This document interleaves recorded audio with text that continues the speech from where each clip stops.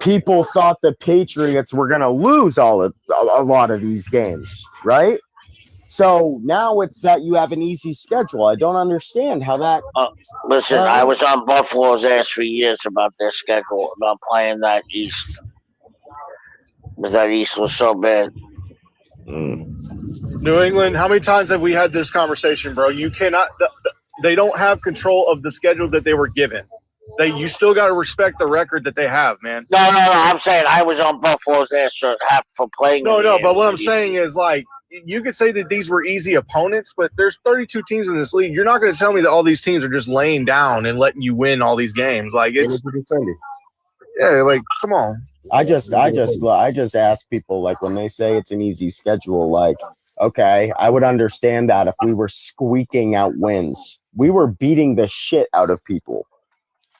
Right. Yeah, exactly. That's why I can't go too hard on it. Because, like, the Broncos, last year, that's how I felt about the Broncos. But this year with y'all, like you said, like, it's not like they're all one-score games. Like, y'all had some, like, statement wins, you know? So, yeah.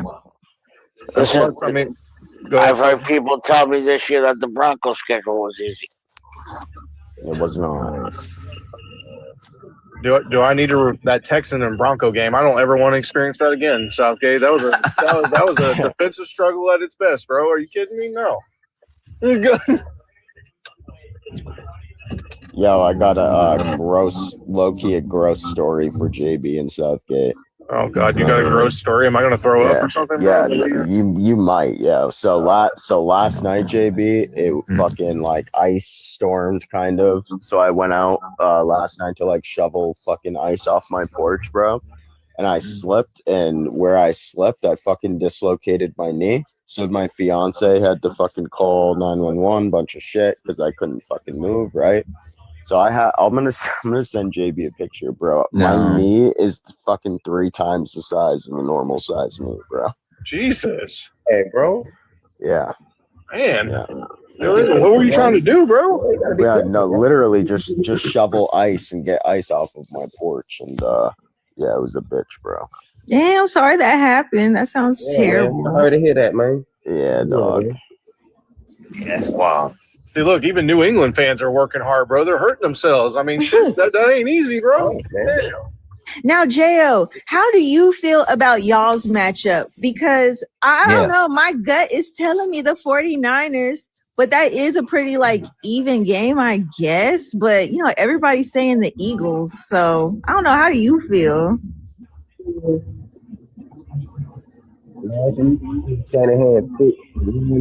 Oh, you're a little muffled. Yeah, I can't hear a word you're saying.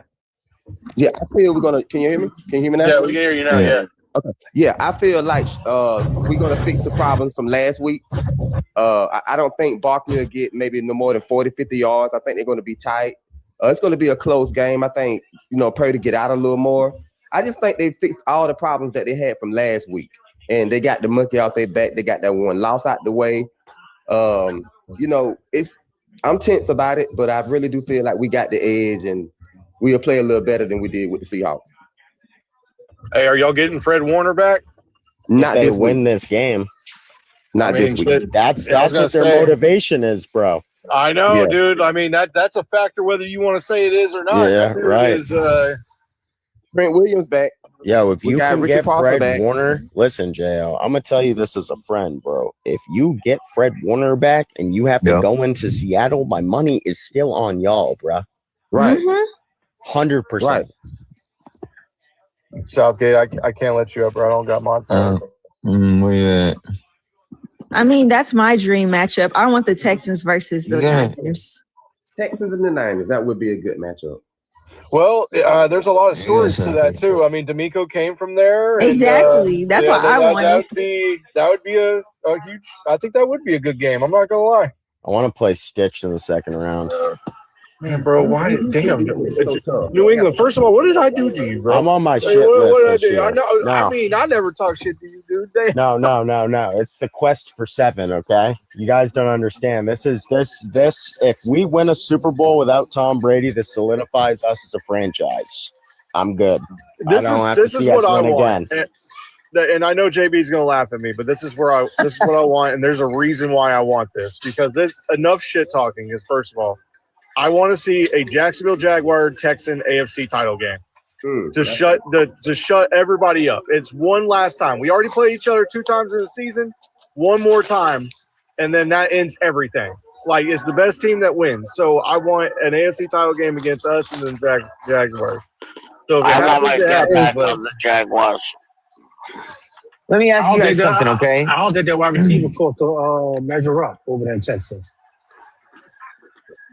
Yo, so let me ask you guys something. So let me ask you, let's go down. I want to find out what do you guys think of this what do you think of the Texans and let's just, since we were just there, let's go to this. The Texans and Steelers. What are these teams? Which team, like what do each team got to do to move to advance? Like I got a weird stat. Can I go first? I have a weird stat to tell Stitch, and Stitch is going to be like, "Damn, I got to go look at this now."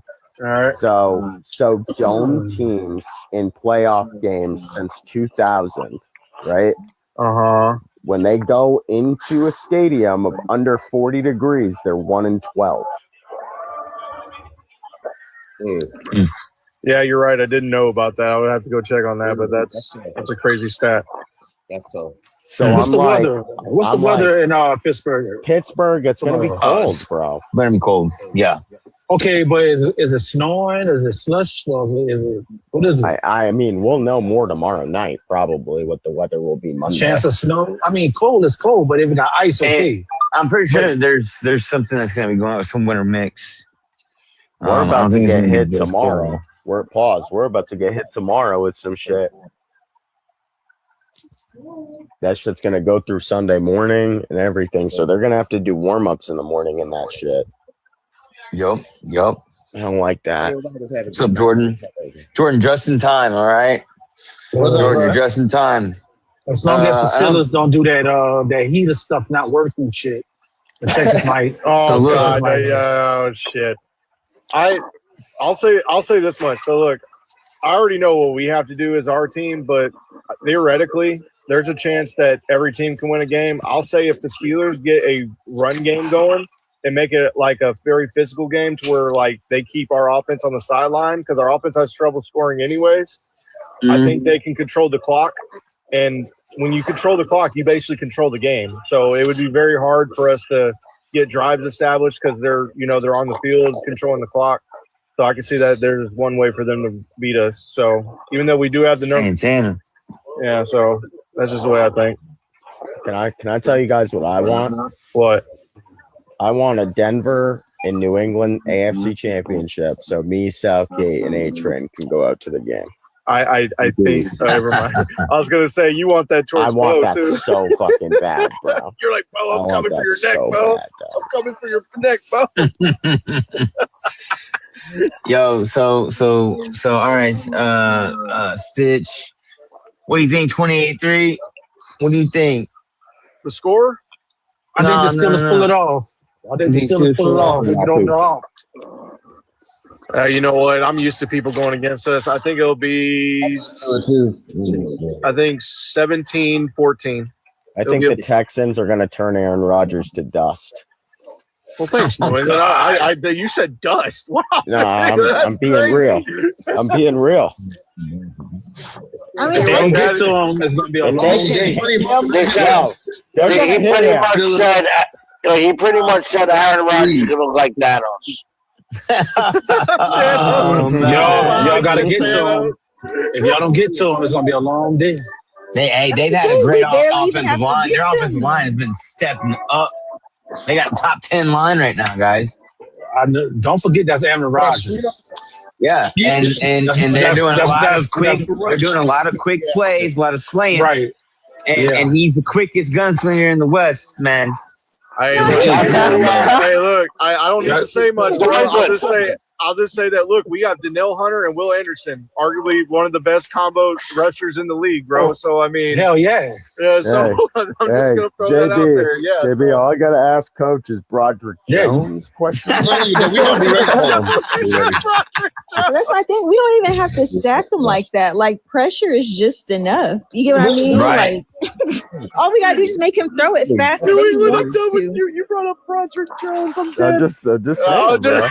I'm just saying. What name? Tell you, a long day. That's crazy. It's like your boy said, if they establish the run game, that's a good team. Yeah, but my thing is this, bro. Like nobody's thinking, like, what if they can't run the ball, gang? Like we all talking like they will run the ball. Like, what if they don't run the ball and they got to throw in that secondary? I do not like their chances, bro. I'm sorry. I'm sorry. We're finna see how good Stingley is. We're finna see how Stingley and good Lassiter. really is. Oh my God, bro, that motherfuckers fly around. Bro. DK going big tomorrow night. Better believe it. Hey, that's a blessing right there in disguise because they get DK back. Yeah, They get DK back. They about to They need shut his that. ass. They But about to what shut has his DK ass. done all year though? That's No, my they thing. about- What has he done all year? Hey, did you see the Ravens It don't game? matter about all 1 year. It's all about the playoff Hey, game. so New England, look, I finally got an answer. I found a weather prediction. It's supposed to be 36, but can get lower as the game goes on, like Yeah, 'cause below it's 30. Monday night, right? Yeah, so- it can get below 30. That's Oh, crazy. man, fuck. All right. I mean, it was around that in Kansas City. Yeah. I ain't gonna lie. I mean, Kansas City played in what, negative 30 or something like that, JB, last season with all that wind chill and shit. The What the Miami fuck? Dolphins looks like they were freezing their asses off, JB. Yeah, I know, this is I'm my talking whole about when we played helmet them. strap. I'm glad I do not live in cold weather cities. Thank I'm God. talking about when we played them this year. I never laughed so hard in my life. Tyreek was Yeah, I the know only that. one that wasn't affected by Hey, that shit. He had his hey, shirt Jordan, on and everything. Jordan, not all of Yes. us can say that we don't live in cold places, okay? I walked out last night, dislocated my knee, bro, okay? Listen, fuck the cold, all right? Hey, And respect fuck the to weather. New England's knee, bro. Respect Yeah. to What his the knee. fuck? What the fuck happened to him? Jordan, What the fuck happened? Jordan, the ice storm from last night, right? Yeah. Went out, bro. Last night to fucking, chisel ice off the porch because Yeah. fiance needs to walk, whatever. And Yeah. shit fucking popped, bro. Right out of place, bro. Man, damn. Fuck. The Yeah. crazy shit we do for love. Bro. Yeah. Shit is like 3 times the size of a normal knee, bro. Hey, I have to go get an MRI on Monday. I ain't never getting married. That's All right. So Joe's, you're next. Yes. Texans, Pittsburgh. What do they got to do? Who's gonna win? What do they got to do to win? Oh, like I said, all we gotta do is just disrupt Aaron Rodgers. Just keep the pressure on him, right? Offense just doesn't need to get too antsy. Just take care of the ball, get some points, and we'll be okay. What is some? Some over like at least 20, and we've been doing that. So All right. All right. Yes. New 2 England. What do you think? touchdowns and 3 field goals. Let me hear it, New England. Ah, wow. Well, I'm gonna break. 2 touchdowns, 3 I'm field gonna, goals. I'm gonna break it to everybody like this. Like what I just said was like if Pittsburgh can't run the ball and they have to throw and DK's bracketed, you're gonna go to Roman Wilson or one of those 3 tight ends against that secondary. I don't like that matchup for Pittsburgh. I really don't. Yeah. Like is Aaron Rodgers gonna be able to dink and dunk all day? I don't think so. I don't think so either.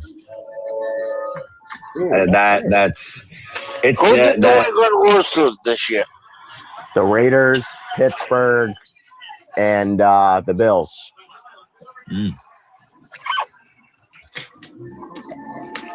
So let's see.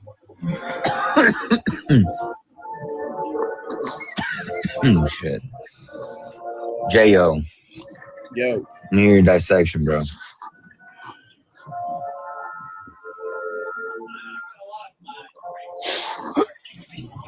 Green Bay fan from the UK. What's up, Peter? Hell yeah, from across the pond. What's up? Yo, you can come up if you want. All right, J.O.'s gone. Jordan, what do you think, bro? Between the Texans and the Steelers game. I'm gonna be honest with you guys. I just feel I don't like when dome teams gotta go and play these bad weather games because it makes a lot of difference in my opinion. That's just me saying that. I don't if it's gonna be cold and it's gonna be raining or whatever they're saying the weather's gonna be in Pittsburgh. That really draws into Pittsburgh being, because they're used to playing outdoors. This team is an indoor team that's going outdoors. So when it's slippery and it's stuff like that, you're not going to get a pass rush because we know that because when it's snowing and stuff like that, your footing is very bad no matter what you do. Yeah, we've seen that in Carolina in the last 2 weeks. So now it's going to be this is going to be who runs the ball. Who can run the ball, who can dominate the game that way. Because throwing the ball, I don't think either team's going to be that. If it's snowing or raining or whatever's going to happen in Pittsburgh that night or whenever they're playing, that's not going to be a very good game for a team that likes to be indoors. Right. Those indoor teams is a difference. I always say that about that. I mean, I hear what y'all are saying about like the indoor, but we do have a retractable roof and it's normally open no matter the conditions. But so Texas is never cold. When is it 30 degrees in Texas? I mean, I hear what y'all saying, but it's not necessarily cold. It's not a dome. We're really not in a dome stadium. It's just a retractable roof. I'm from New Orleans, and there's a dome right next to us, the Astrodome. Now that's a dome. Okay, but that's not really a dome. So you don't play in inclement weather, right? When you close the retractable floor when it's snowing, or you don't get snow and when it rains or anything, right? No, it's not a dome. It's a doom. It's a rain. It was raining yesterday, and they practiced outside. No, that's good. It's usually nice as hell in Texas. Now, I will say this. Hold on. If you want to say that we haven't played in a blizzard or snow, that's fine because we don't really get snow or that kind of condition out here. We get sleet, but we don't get fucking snow. So you could say that. But to say that we don't go through weather conditions like heavy rain and shit, they've had that shit open and it's just been pouring. So I mean, no, but like the game plan I can give you 5 reasons why I'm gonna win this game. One is clock management. That's number one. Let's start there. Clock. 2, we have to keep their offense off the field. 3, I think we're going to get pressure. We're going to get pressure, and we're going to get back there against Aaron Rodgers. 4 and 5, like what Justin said, don't turn the ball over. Don't make no mistakes. And then 6, can we outscore them? Like at least put up maybe, I think 22-23. The only thing that still hurts us is I think I have to look it up. We're 30th in red zone scoring still. So like take that as it were. But I mean that's still an issue. So yo, Colin. Hey, yo, JB, if you want, bro, I could drop. I gotta go back to work anyway. All right, Stitch. Hey man, y'all take care. Good talking with y'all. All right, brother. Same here, man. You have a good day at work. Stitch, enjoy your doom. What up, bag? Gang, gang. Yo, what's up, fellas? What's up? So we're talking about your squad, coach. We heard of. Well, we were actually. I think we're on Southgate, and then we can roll to you. But Southgate, what's the keys? What do you with these guys? Like, same thing. Same question you just asked everybody else. Oh, like, what do you see? Yeah. I think this game comes down to who's going to be a bigger playmaker. Nico, DK. Very simple. Your friends kicked me off their panel, coach. Simple as that. The Steelers one. Oh, I know, don't take it personal. I get kicked off the Steelers live, so. Okay. Coach. Yo. Oh, it's on me? Yeah. I mean, I said it before, right? Right. We have to On defense, Pittsburgh has to keep Stroud out of the pocket, make him move around. He's not very good. He doesn't throw the ball well when he's in motion. You know what I mean? When he's moving, he has to move his feet. We have to collapse that pocket. You know what I mean? Like I said, make him move his feet. Attack the interior of that offensive line because they're suspect there. On defense, we got to use their speed. We got to use their speed and aggressiveness against them. Have them over pursuing. Have them misdirection. Like I said, misdirection over pursuit. You know, screen passes when they passes. Because they come upfield. They come upfield hard. You know, throw the screen pass right behind them. You know what I mean? Have Gainwell chip, like, you know what I mean? Like he's staying back to block. You know what I mean? Then throw a little screen, lob a little screen pass over the head or behind them. And attack the interior gaps with the run play. You know what I mean? They're suspect there with the run. And Houston, what Houston has to do is, I think what Houston would have to do is they gotta offensively will be to concentrate on the middle of the field because that's been a weakness for Pittsburgh all season long, covering the middle of the field. You know, putting our cornerbacks in one-on-one situations deep. You know what I mean? We be either been getting beat deep or we get or cause a PI. And defensively they would have to attack the rookie tackle, attack the rookie tackle and the left guard, the right guard, no left guard. Well, attack the interior because I'm trying to remember what side he's on, but one of my guards has been playing suspect. so, you know what I mean? Attack him, and I think whichever one of those, whichever team, I think, does those things, executes those things better. That's who's going to come out. And another thing for the Steelers, we have to inflict Steeler football. We have to show Houston, Texas what AFC North football is, and that means no yak. If they catch the ball, mollywop them as soon as they catch the ball. And when they don't catch the ball, mollywop them. Every time they run, put 3 or 4 hats on them. Every time they run the ball, make sure you get hit 3 or 4 times. I mean, a couple of good open field tackles on wide receiver screens. They try, you gotta impose your will. Show them this is how we get down to AFC North. And first and foremost, and of all, Jesus God, at least of all, coach not to lose.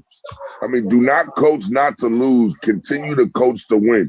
If you get a lead, do not stop what got you there. That be oh my God, Tomlin does that shit all the time.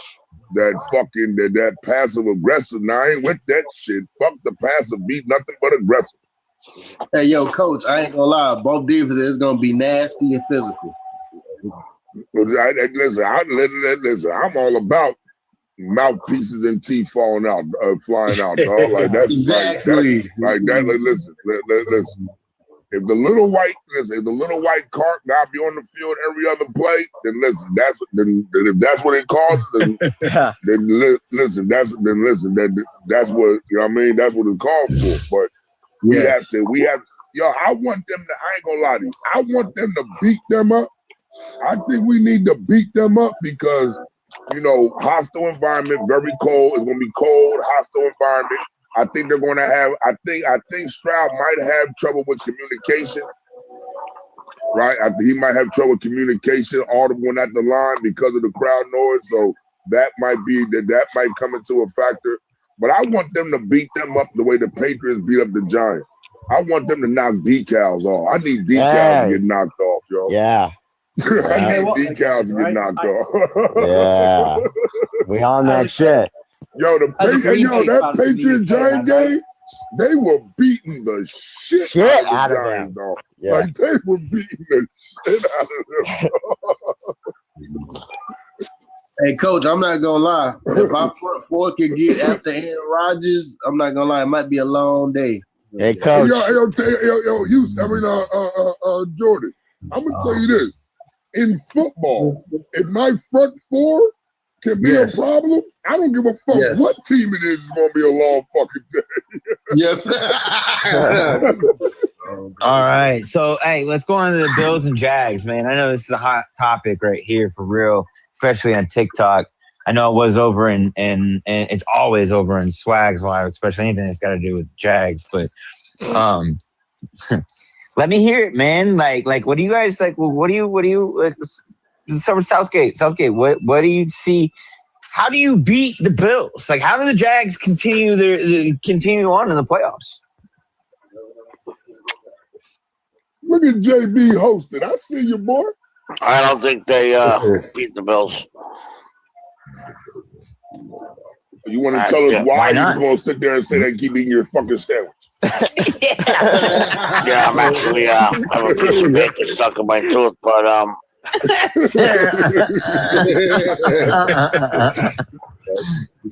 honestly, I think Josh Allen shows up.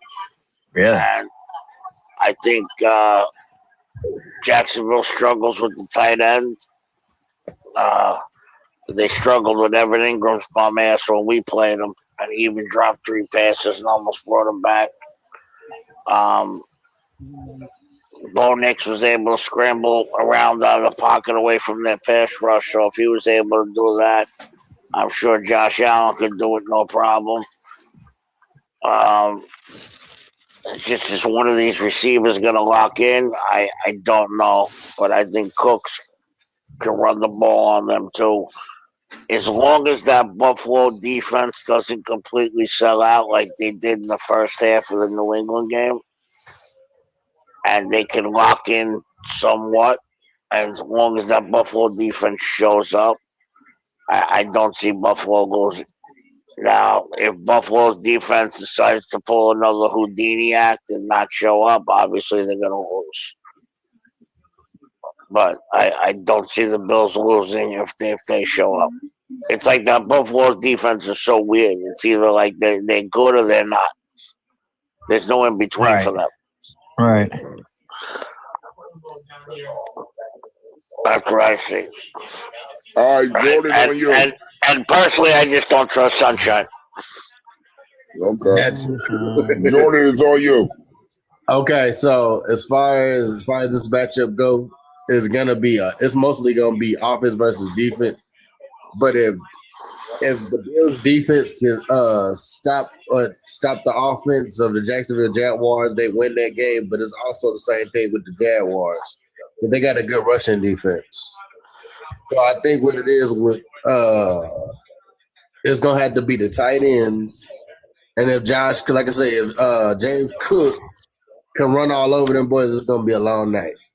All right. But yeah, that's pretty much what I got.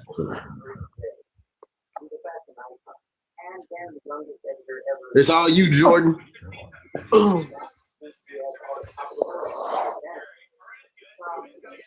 Jordan, Buffalo fan, it's on you. Buffalo. Huh? Jordan, you're on mute. Not until I go pick up Why? I'm sorry, guys. I was talking to my brother. I'm at the barbershop. Oh, okay. Well, what's your? Listen. I'm going to say it like this: the Bills have to.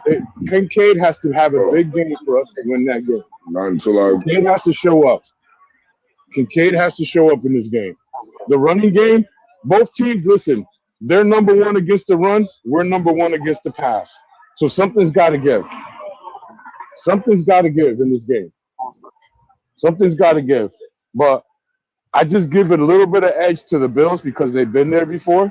But we don't. I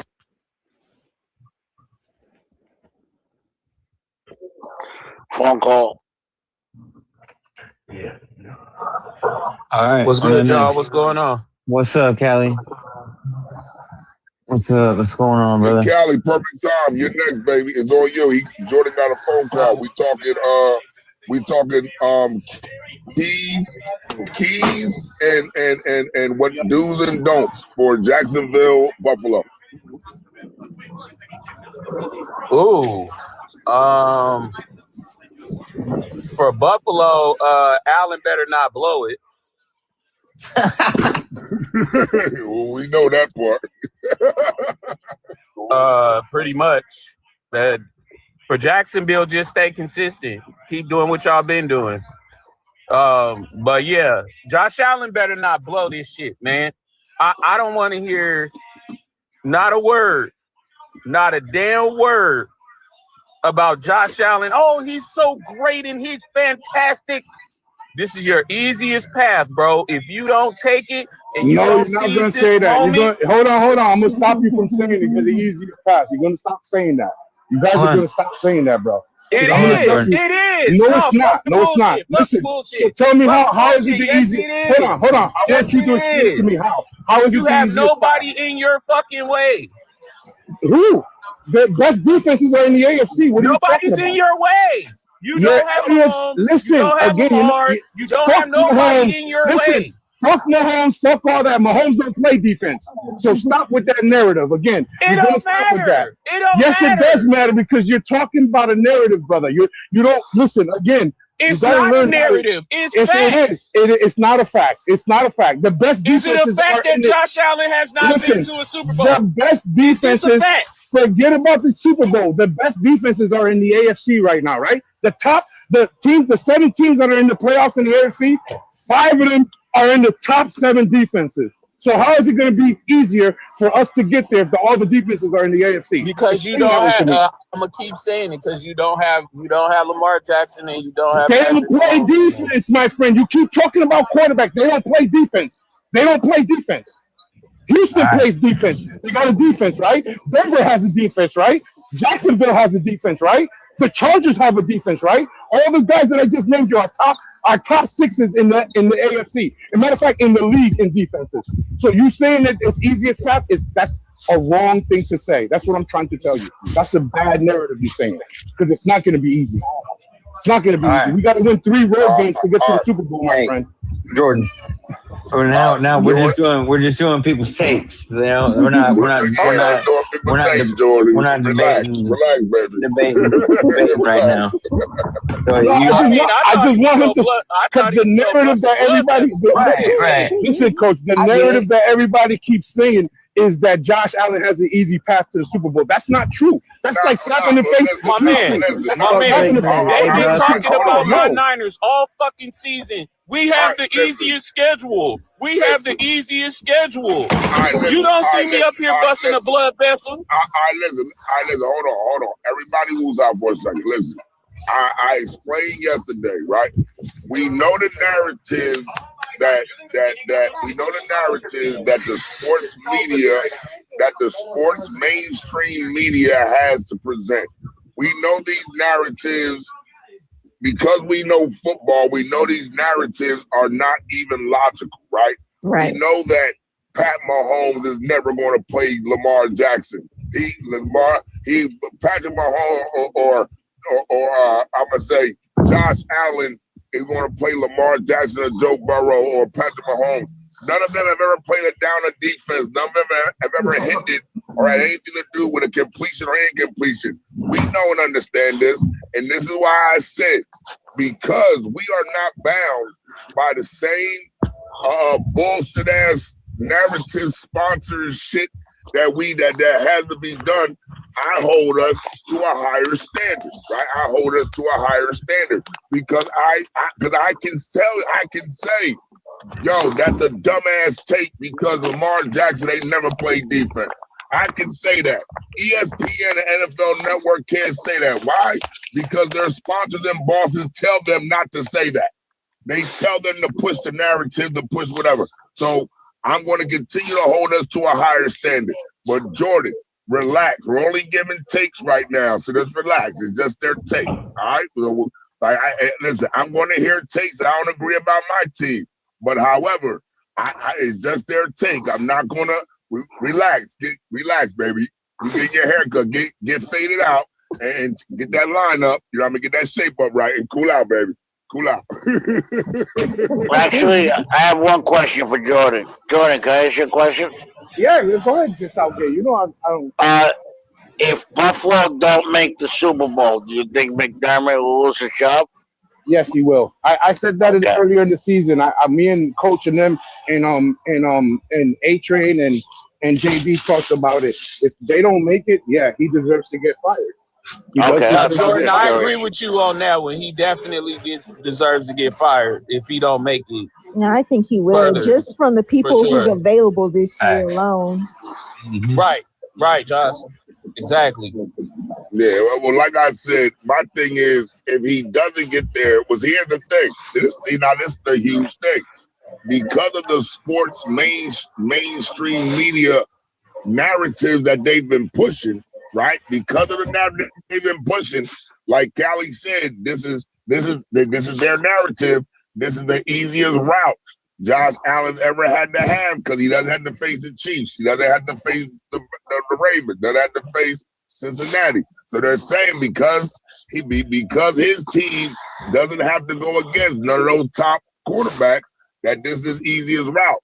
Now, with that being said, if McDermott doesn't get there, they're going to start calling him the 2020s Marty Schottenheimer. You know what I mean? The good coach. Mr. Schottenheimer, you know that. You know what I'm saying? The good coach that coaches good in the season. When he gets to the playoffs, he just can't get over the hump. And that's going to be the narrative they're going to push. And because of that narrative that they're pushing, they might get that man. That a loss and a non-appearance in the Super Bowl just might get that man fired. That's what got Harbaugh out. I'm not because of that narrative. And I'm not going to sit here and disagree with you, Coach. And you know how I am. I'm not biased about my team. I'm not none. But I just don't like when people say that we don't have to go through these people when all the top defenses are in the AFC. No, listen. That's a fact. Listen, that's a fact. Listen, that is a fact. But see, Jordan, that's why I hold us to a higher standard because how we're having a discussion about all the top defenses are in the AFC.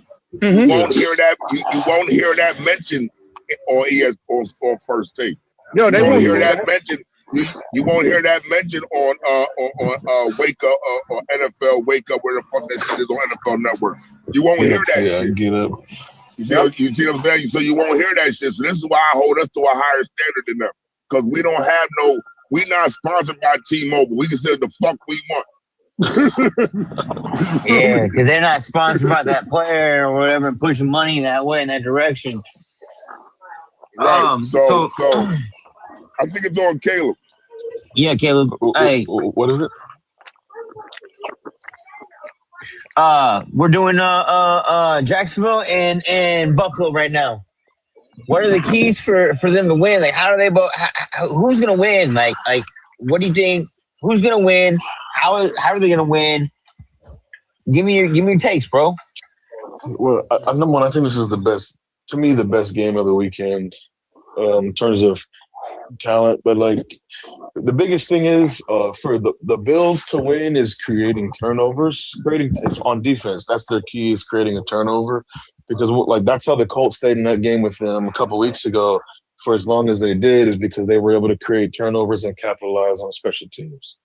And that's the same thing that Buffalo's going to have to do, because if you let Jacksonville get confidence and get ahead of you, then Liam Cohn will just light it up. He'll open up the playbook if he has a lead. So you pretty much just have to maximize turnovers. And on offense, they really need to do what they do best and run the ball well. That's what they're best at. I mean, the receiving core, I don't think it's not great. It's okay. It's gotten a little better. The passing game's got with Cooks. They have a deep threat now with Cooks. He's still got some speed, but mainly being able to run the ball better than anybody did on them all season, or at least comparable to the best they've been ran on, like in the Broncos game. So they're going to need to do something like at least run the ball efficiently, maybe not like have it crazy, like over 100, but just run it efficiently, close to 100 is going to be their best way to win the game. In Jacksonville, for them is really just keep doing what they've been doing all year, or since they've been on this 8-game win streak, is not turn the ball over. take care of the ball and create turnovers on defense. That's been their biggest plus is they don't turn it over and they get a lot of turnovers. So that's still going to be their biggest key with the players that they have.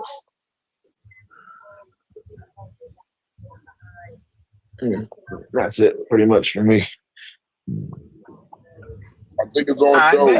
No, Mr. White. Yeah, is it? Yeah. Mr. White, real quick. You got a Jaguars. What's going on, fellas? What's up? We got the Bills and Jags, man.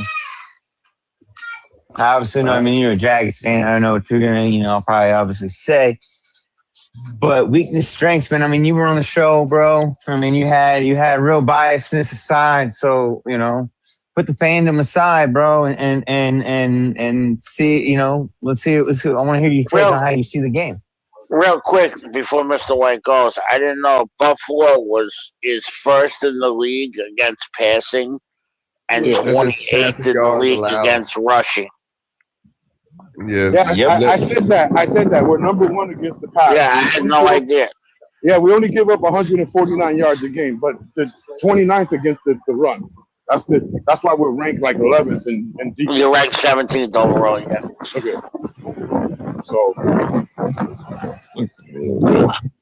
that's why I said when I said it earlier, Southgate, I said they're the best team against the rush. They say is Jacksonville, and we're the best team against the pass. So something's got to give in this game.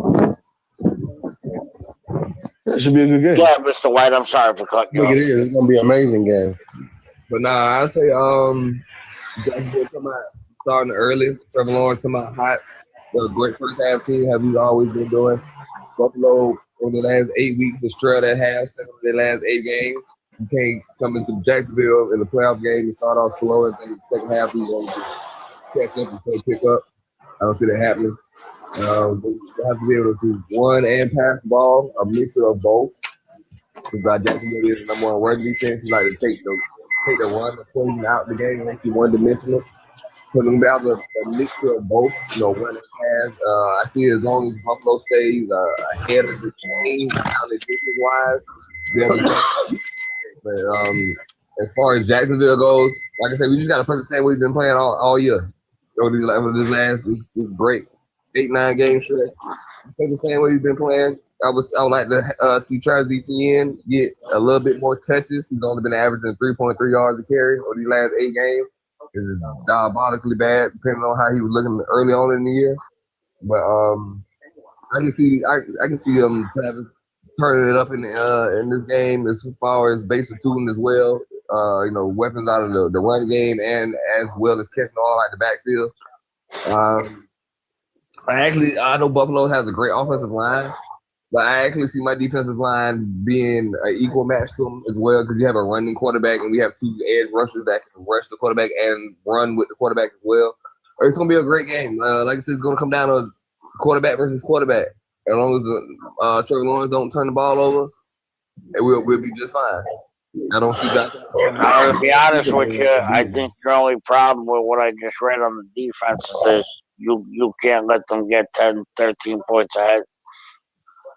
If you got to throw to get back in that game, that's going to be a problem.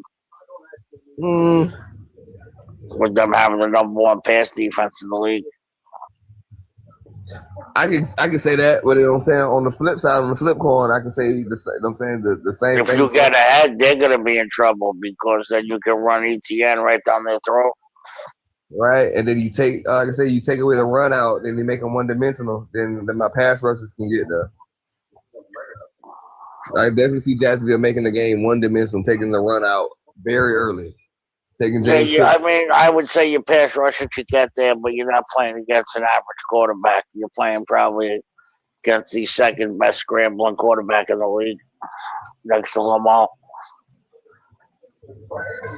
Fair enough. That's why I say my edge. Pretty much, Mr. White, you want the lead early. Of course. You want to be in charge of that game. Yeah, I can definitely see it. But I'm saying, even if it is a close, tight-knit game, and not trying to, like I say, taking the fandom out of it, but even with a minute left, game-winning drive, I still believe in my quarterback. Yeah, see, that's what that's what I wouldn't want if I was you. I would want him to have the game-winning drive. No, obviously you don't want to have to go on the game drive, but I mean, you got to trust your quarterback. He can do it. Because I don't trust his receivers. I don't trust Keon Coleman. I don't trust Shakir. I don't trust guys. No, of course not. The Buffalo, no, they're trying to get it over with early. But if it's a close game, tight-knit game, I like to nod over to Jacksonville before I take it for Buffalo. Just for the supporting cast around the quarterback, to get the job. Yeah, for sure. I mean, I definitely think Jags are probably gonna win. And I'm saying this as a Texans fan, but yeah, I'm pretty sure the Jags are gonna take the win to me.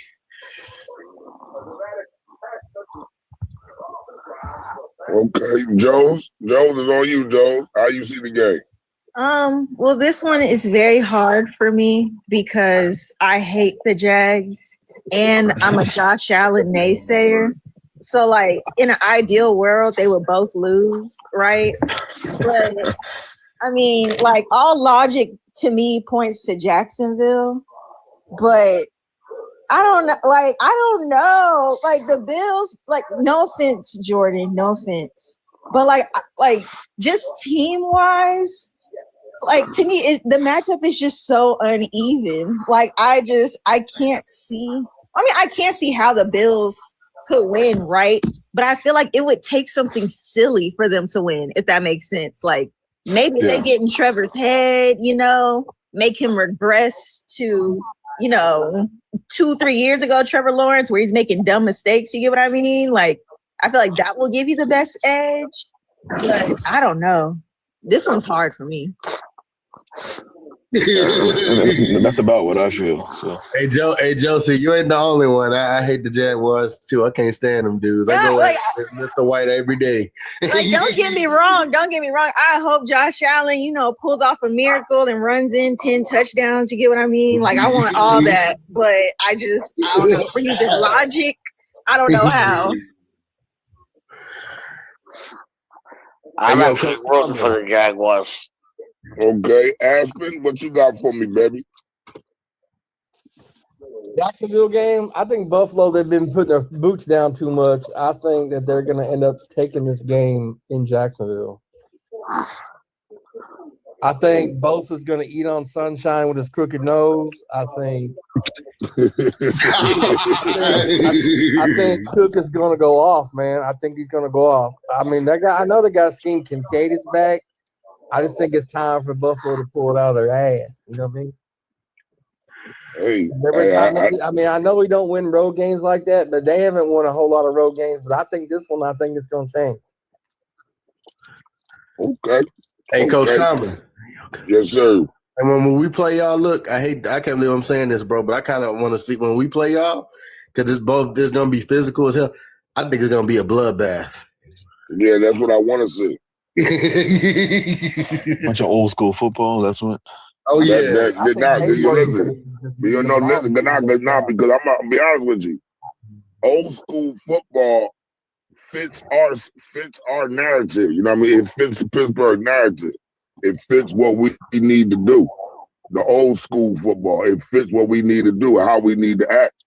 New school football. It needs to be a proper knocker. Exactly. New school football, the new style of football fits Houston. That fits Houston. You know what I mean? Fast pace. You know what I mean? Good hitting, but fast pace, scheming.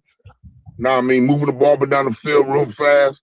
You know, that gridiron knockdown, drag out, fisticuff, sitting in the middle of the ring, punching each other in the face type shit. That suits us better.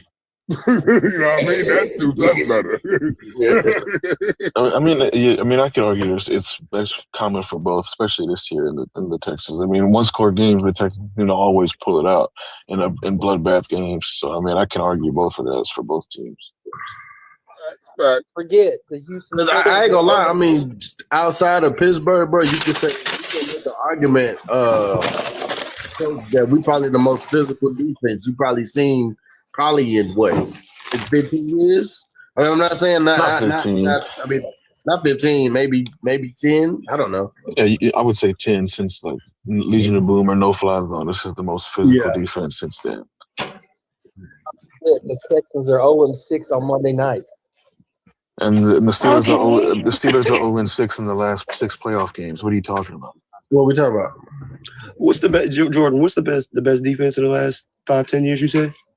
No, he didn't say best. He didn't say best. What was your quote? What was your quote? I said we the most physical. One of the most physical probably seen since in 10 years. I mean, if you want to talk about stats, this Texas defense has the best defensive stats since the 2009 Jets. But that's all we're saying. We know the Ravens have a good defense. We know y'all been good for the past few years. No knock on y'all. And hey, Bag, when you want to do the recap, tomorrow or tonight? I got to get with Gremlin. Probably tomorrow. Okay. Tomorrow would be better. Okay. Hey, Bag, when y'all played the Legion of Boom, was y'all scared of their defense? Or you went, well, you a Ravens fan. You probably not scared of no defense. We've had the best defense ever. So what do you say? The 01 Ravens? 2000. 2000. They're statistically, as far as points allowed and yardage, they're statistically the best defense. Best statistical defensive that won a Super Bowl. That season that won a Super Bowl. Yeah. No, they're actually the best defense points per game let up ever. The 85 Bears was the points per game. I think he said yards. They were 10. They were 10. They beat the Bears. Yeah, we beat the Bears. We were ours is actually, the second best wasn't the 85 Bears. It was the 86 Bears. Actually, the 86 Bears. Hey, Coach Common, I know this would never happen. Jimmy Man got dumped on his neck. Coach Common and Bag, I love to. You know what? I know this would never happen, but I would love to see the 2000 Ravens against the 70s Pittsburgh Steelers defense. Really? They wouldn't have. If you had two defenses, don't get me wrong, because we had a defense not like the 70s, but we had a defense, and you saw how that worked out. Motherfuckers got carried off the field. Yeah, like motherfucker. Y'all had both sides of the ball. On both sides. Yes. Ravens and Steelers. That's just got it. Carried off the field. They had to outlaw the way we was playing defense. You heard me go.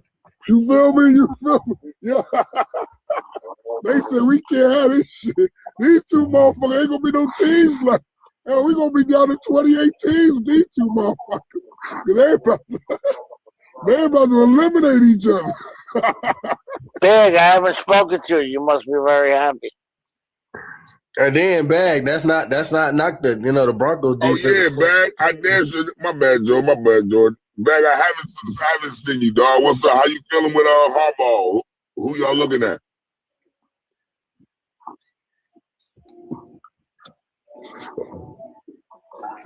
Brian Flores, Robert Saleh, and some other guy, Dick something or Dell something. I don't know who he is, but I don't. They haven't had a meeting with Brian Daboll, and I'm kind of upset about that. I know they want to meet with the Bills offensive coordinator after the playoffs. I forgot his name. Ken Dorsey or Joe Brady? Joe Brady. Yo, Bag, when John Harbaugh left, did you drink like 3-4 beers? I only drink Hennessy, Doug. What you talking about? I'm just saying, it don't matter what beer it is. Who would be your dream coach? Brian Daboll. I ain't gonna lie.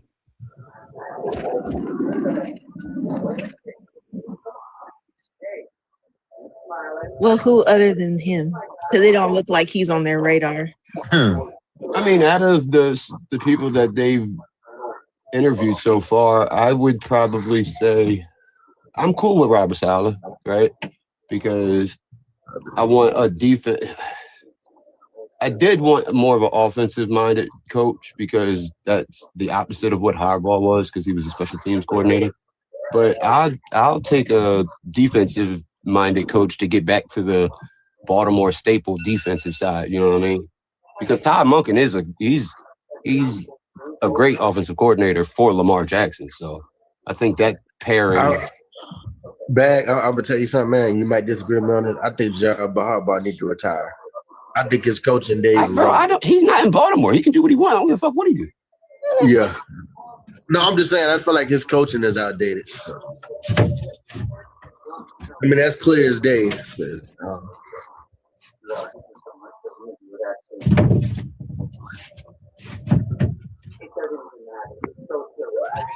All right, so go back. What game we on? Patriots Chargers.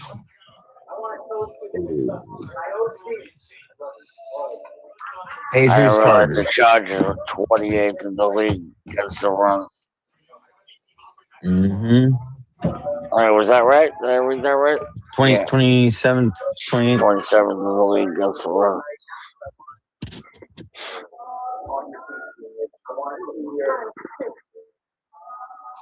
I think the biggest downfall for them is the Chargers and him being the injuries over there. I think that they take advantage of the injuries, and I think New England comes up on top. I think the Chargers continue their drought. First round out.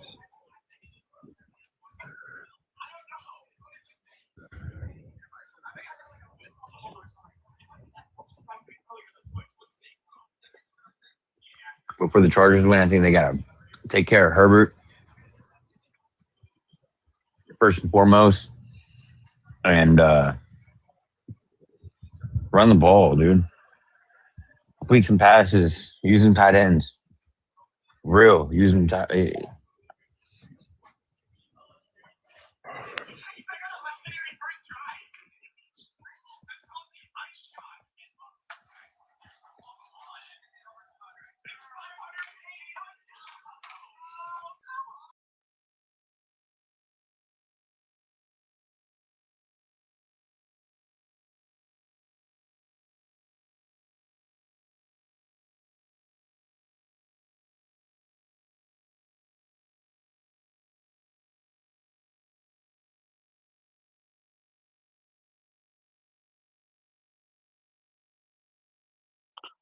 They had 35 sacks in 2025.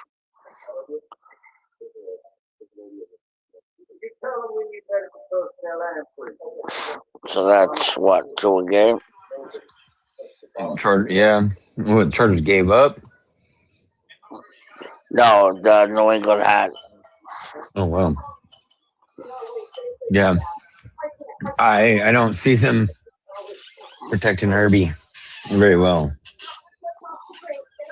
Obviously, Herbie was a defensive player. Broken head. In the cold.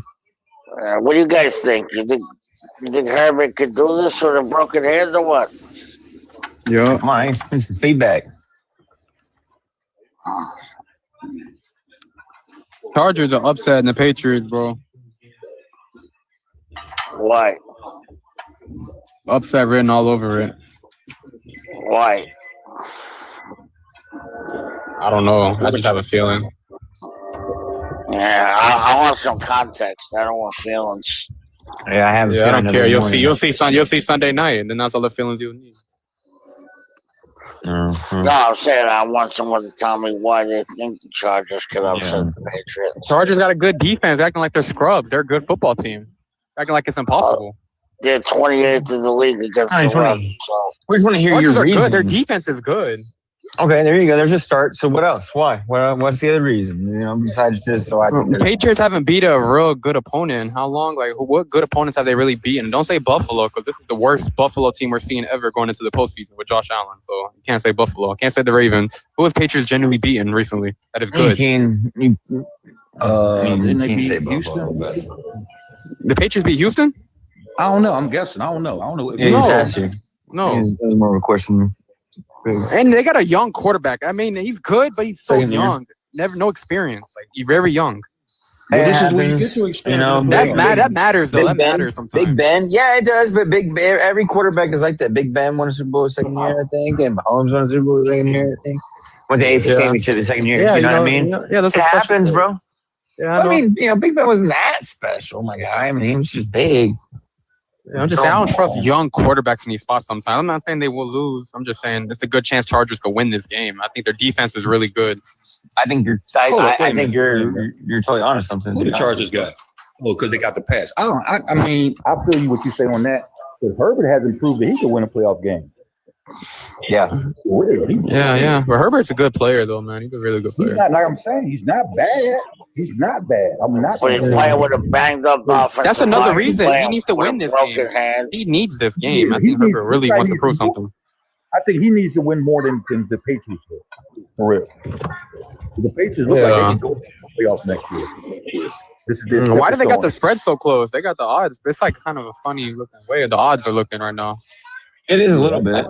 Yeah. But they got Green Bay favored over Chicago. The first 7 seed to be favored over a 2 seed. I don't like neither one of them teams. But that's I like Caleb Williams in prime time. I think he's really good under the bright lights. I mean, that Green Bay Chicago game. Mike Tomlin don't win on Monday nights. Yeah. I mean, don't win on Monday nights. Watch that game be so cold. Houston's gonna be like, what the hell? Weather report, it's gonna be like a bad winter game. Yeah. Winds are gonna be blowing like 35 miles. Yeah, CJ Stroud, man, maybe cold, a little cold. It's gonna be a run game on that one, really. Yeah, I'm in Miami, so I don't know what cold feels like. I don't know how to play. I live in Jacksonville, bro. I know what you mean. It's hot as hell in Florida this weekend. I don't remember the cold since 2001. That's the last time I seen the snow. Aren't you guys fucking lucky? Yeah, I don't miss that for nothing, dog. I'm sorry. I liked it when I was younger. You could make money in the snow. Mm-hmm. I don't like it no more. Yeah, I don't even Yeah, I ain't gonna hold you. I mean, I'm not a big fan of the cold either, but dog, I hate that fucking Florida fucking humidity heat in the summertime. Y'all can have that shit. You ain't lying, dog. You stay in the house until around 5 before you want to go. Y'all can have that shit. Because here's the thing. I can keep putting on layers to get warm. Dog, you be butt ass naked and still be fucking hot as shit. What? You ain't lying, dog. But see, you know what? This is the best time really in Jayville to be in Florida. This wintertime weather, man. It's so beautiful. It's like in the 70s. A little light 80 sometimes. We get a little bit of cold every now and then at this time of the year. But this to me is like the best time. It ain't that hot shit. I know what you mean. Once May hit, I stay in that house. You can't go nowhere. You go a block, you already sweat out your clothes. Hey, y'all listen, I went to Florida one time. I went to Florida one time in the summer for July 4th. Dog, listen, I will never ever go near the state of Florida again in the summer. Ever. I mean, ever. Dog, you sweat from breathing. You breathe and you just start like, dog, that shit was unbearable, man. I said, what the fuck were we thinking? Like, why the fuck am I here? Like, dog, like, it's a miserable heat. Like, that's the heat. That's the heat where, like, dog, if you don't catch yourself, you'll catch a charge just because it's hot. What up, Rod? He ain't lying, dog. Actually, Rod, I don't have bro, you're going to be mad at me, man. I actually got the Carolina Panthers beating you guys. I like to see that one. Yep. I like to see. He's got Green Bay and beating Chicago. Hey, I'm going the opposite way too, man. I'm going Chicago over Green Bay. You know, I'm assuming that you're from Missouri, since you're saying that Missouri gets humid as hell in the summer. It does. I'm right there with you. So Chris, since you ain't been up here yet, and you're an Eagles fan, and you're outside of my network of the Not My Podcast, and I've always like valued your insider, like how, because you're not you tell it how it is. I'm not saying that my guys don't. I'm saying that I hear it more. I'm not saying that they're biased. I'm saying that I hear their word, their inside. I know what they what they see or what they don't see or what they want. You know what I'm saying? So let me hear an outside source. What is it going to take for you guys to win this game against the Niners? You got you guys winning the game even? I mean, you might want them to win, but I mean, you got them. But it's going to rely mainly on our defense than our offense, because our offense is good. Look at this, man. We're so sometime you don't know what the fuck you going to get. That's the truth. You don't know what the offense you're going to get. Well, they can run the ball today. Oh, shit, they can't do nothing. The defense is our key to any success we have this year in the playoffs. It's got to be. We got to keep teams out the end zone. We got to force the issue. I still think we beat San Fran. I'm not blowing them out or anything. Maybe, 24-17, 24-20 type game? I think San Fran is so banged up, we should beat them. Just because how limited they are in defense. Yeah, they got the over under 51.5 in that game. Yeah, they probably right. Yeah, I think it's two great offenses. They just got to get started. That's it. See, I'm scared of San Fran offense a little bit more, but I know my Eagles defense is step up. I think our weakest thing on defense really is the run. We're not really that strong on the run. Sometimes we get in there, but you get a good team to run on us, boom, we got trouble now. But I think we'll eat that game out, man. Just because we're home. That's the only thing. Eagles haven't lost a home playoff game since since Seattle. Yeah, I think that was the last home game that we played in the playoffs, and then they start making their little run. But it's going to be hard. I don't think we'll go to the Super Bowl, and we really don't deserve it. Because, I like us to go in there giving us a fighting chance to win. We're a good team. We're a good team. We'll make some noise, but I at least see us getting out the first round. Until I know who we play the second round, I'll make more noise in it. But I know we can get out this first round. I'm real confident on it. I'm 99.9 on this one. That's not being biased. I just think they have a better team. Hey, Chris. Listen, I agree with you, right? Mm-hmm. But I had said that my key for the Eagles to beat y'all was to you don't have to take CMC out the game, but just stop the running game and put it in Brock Purdy's hands. How do you feel about so how do you feel about if they were to stop CMC, they were to stop the run game and they force the ball into Brock Purdy's hand? How do you like your chances if that was to happen? I think that would favor the Eagles in my opinion. Because one thing I know, we got a good pass rush up the middle to get in his face. But Brock Purdy scares me because he can scramble. Because if you look at a lot of times, the Eagles get their good pass rush, and then that quarterback just ekes out. They're scrambling, and there's nobody there playing spot. They act like quarterbacks can't run. That's when Washington killed us. Even though it was second string, they was doing the same thing the starters did. You rush right past the quarterback and then leave him wide open to run. I think Pats in the Super Bowl. I think the Niners. I think the Niners are one of the most balanced offenses in the league too. Like with Kittle and now Purcell's back with Juan Jennings.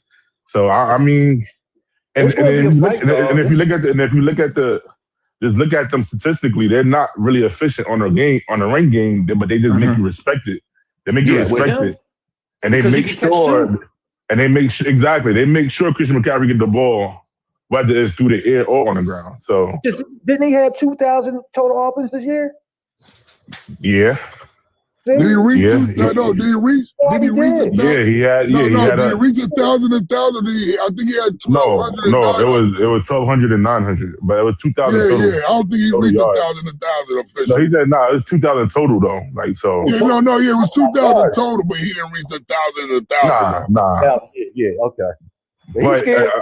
But again, a lot of teams throughout this season has been focusing on Christian McCaffrey the whole entire season. This is the first time that they got damn near everybody back on their offense. So you got to respect. You got to respect Kittle. You got to respect Juan Jennings. You got to respect Purcell. So they're healthy on the offensive side of football now. We get to Purdy, like you said, we stop CM. Our next key is to keep Purdy trash. Don't let him scramble. Get in his face. Yeah, y'all definitely got to get. Yeah, y'all definitely got to get out the Purdy. Face, dog. We ain't got to sack him, but put the pressure on. and then don't let him get outside. Make him turn the ball over because he's been doing that a lot too this year. So and, I mean that's really our key because the offense. I see how What's up, Swag? What's up, South Gang? What's going on, Swag? What's up, Coach? What's up, Coach? Listen, JB, I like it, bro. Like I said, I can see the Eagles offense starting. Here goes Saquon, which you know is coming. Boop, boop, boop. That's another thing too. Is if y'all listen, I honestly think if the Eagles figure out that offensive issue, y'all can go right back to the Super Bowl. That's the only. I mean, obviously, y'all don't have the same entire defense y'all had last year. You seen that, Swag? But y'all been winning games. I like it, bro. Give me all the show, all right? Yeah, y'all been winning games with bad offensive week. So I don't know. Y'all figure it out. If we figure it out, though, we've been saying that for 18 weeks. Yeah, but I know the Eagles. But listen, the Eagles do usually figure it out late in the season.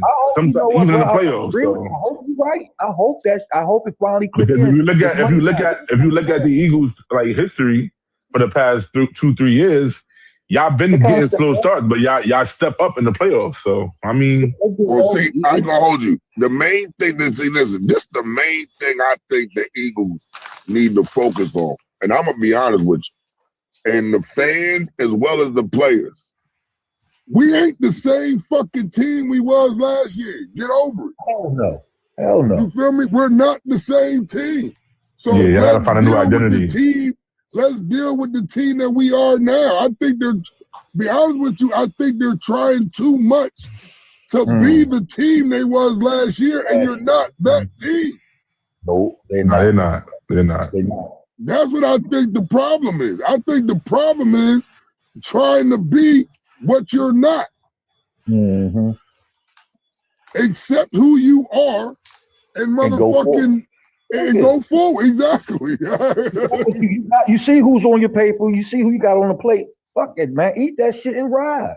Come on. Exactly. It's easy for me to say this, to say that, but that's what I say. Like, come on. That's what I'm saying. Our defense at least stepped up to that part of it. And then that play caller, he gotta step it up. Play call. So he has to call a good game. Like he can't be doing this. 1 week he throwing the ball. 1 week they running. Like you gotta have some type of balance. Yeah. Like I said, dog, he will not be the OC next year. He will still be with the Eagles organization now because that's Nick. He's not getting kicked out the squad. He just get demoted. What is it special? It says the Eagles, Round 28X says this is the Eagles' chance to get the offense going because the 49ers defense is suspect. It says that Eagles defense is a top defense. So they watch what Seattle did They watched what Seattle did last week. It should be fine. Yeah, I agree. I agree, man. Here's the thing. See, listen, this is my pushback. So when I say watch what the other team did last week, right? Or watch what this team did, or watch what that team did. My only pushback to that is you ain't that team. Yeah, you ain't got those players. Yeah. You ain't got those players.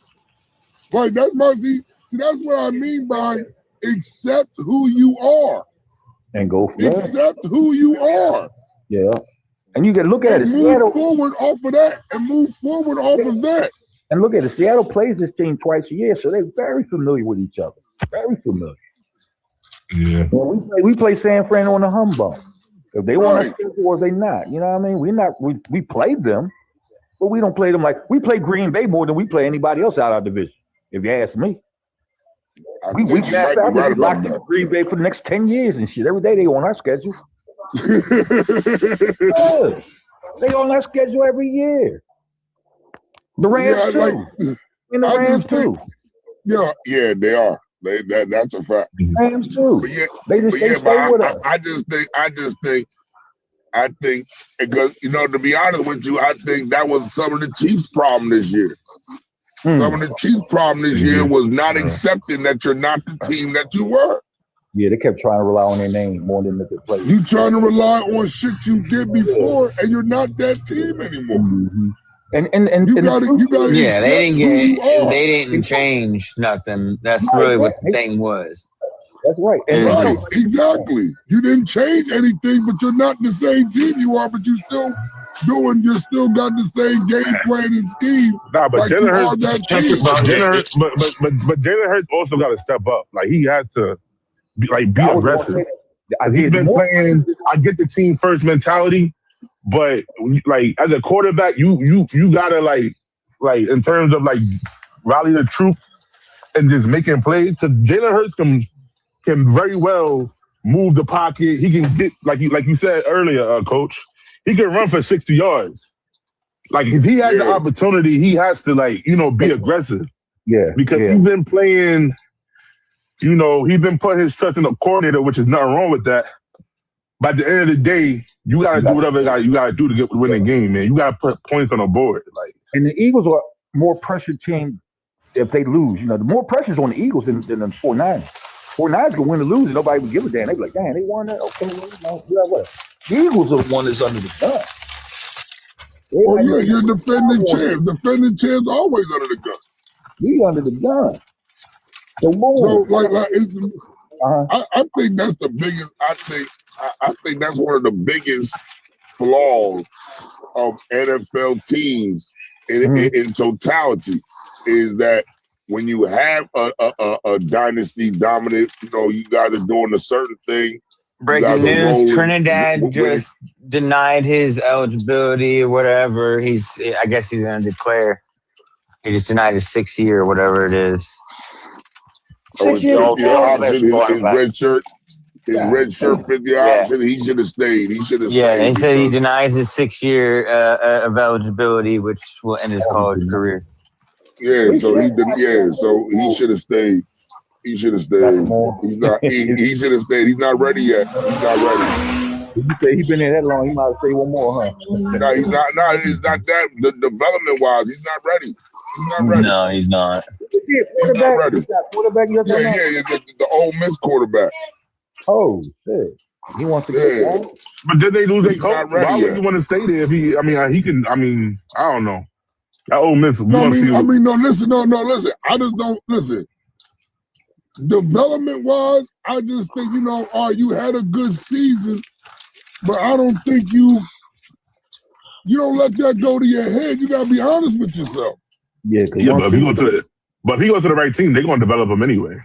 Same thing with the Will Howard situation. That's true. That's true. If he has to go to the right team, I honestly, with them losing the coach, with them losing the coach the way they lost their coach, I understand why he left.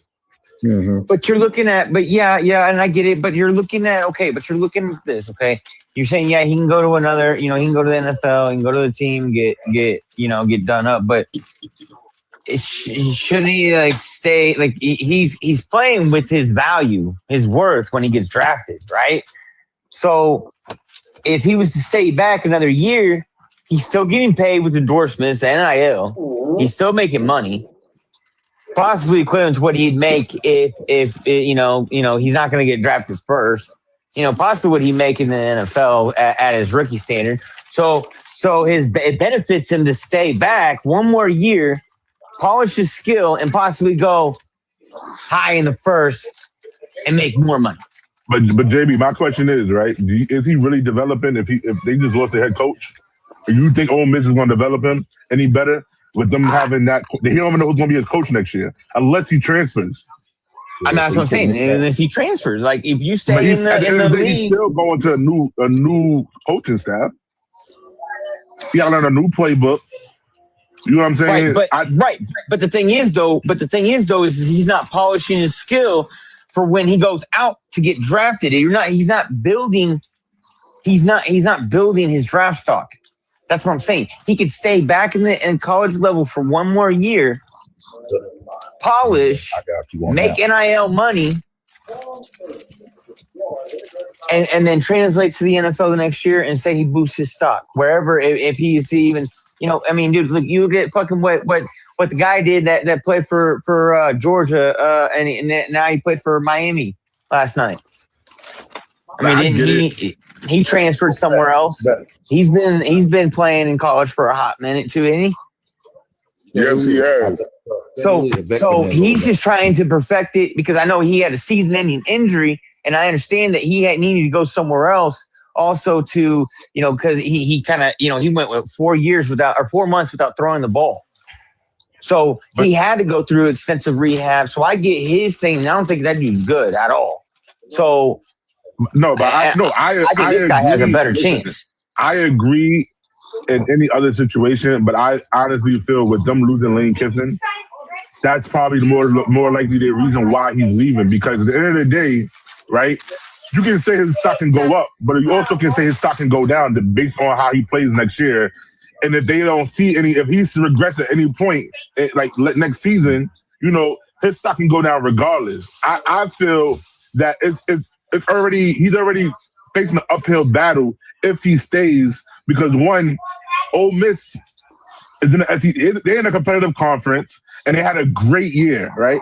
Obviously, they had a bad ending, but they already exceeded expectations. Him being on this stage, we don't know if he gets the opportunity next year.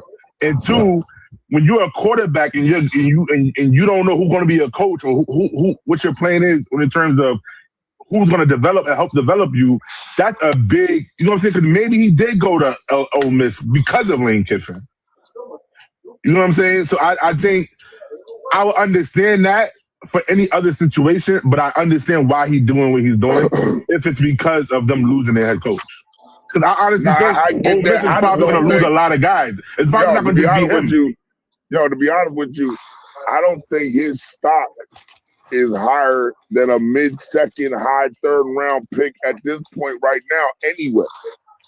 Exactly. So why not go to any team? Usually a team like that, a team that have a quarterback already, a team that has a quarterback already, like your Pittsburgh Steelers coach, a team like that can pick him up, and he's in a good situation because there's no pressure on him, right? He has time to develop behind a veteran quarterback. And 9 times out of, I'm not going to say 9 times out of 10, but there's a good chance he goes to a team where the roster is they develop him right. They develop him right. He's not pressured. He's going to the right team. Hey, look at Cam Ward's situation right now. Like, to be honest with you, want to be in that situation? To be honest with you, I think a perfect situation, if he does go pro, I think a perfect situation would be for him to sit behind Lamar. Ooh.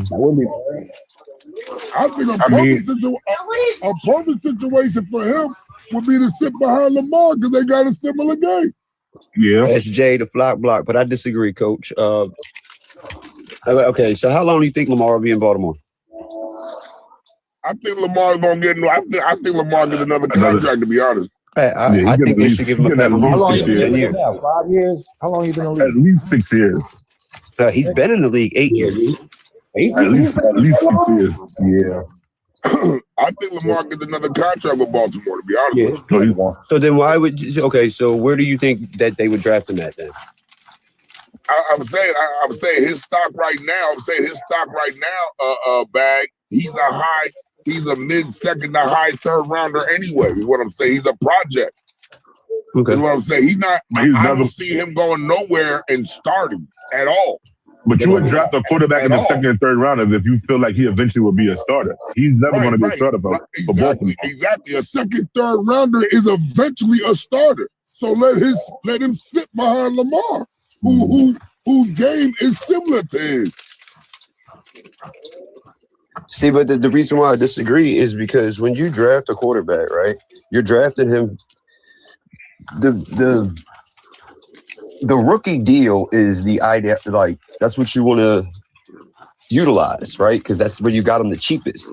So if he sits behind Lamar Jackson for 3 years because Lamar Jackson gets another 5-year deal, as soon as he hits say he does his 3rd, 4th year, he does become the starter for Baltimore. Now we're looking at a Jordan Love situation. You play 1 year and you're already eligible for extension. I think that's not counterproductive for a franchise. It worked out. It worked out for Green Bay, but that the exception don't make the rule, right? When it comes to quarterbacks for Green Bay, the rule, but Bags, how many times have we complained about teams waiting too late to get their fucking quarterback? right? Sure. Like how many times would we can play? Like I know I can play like a motherfucker about Ben. About But Lamar, too long but I don't to see replace Lamar Ben. leaving it. I don't even see Lamar leaving by the time his rookie deal is up. I honestly think he should go to a team where the quarterback might be out within the next 2 to 3 years. Exactly. Not a 5-year, not still a franchise. You know what I'm saying? Like you look at, I would say, I can't think about teams right now, but I'm pretty sure there's a team that's looking at a quarterback right now, and he's like, all right, we have to have a plan 3 years, the next 3 years, after the next 3 years, we got to have a plan for who's going to take over the ring.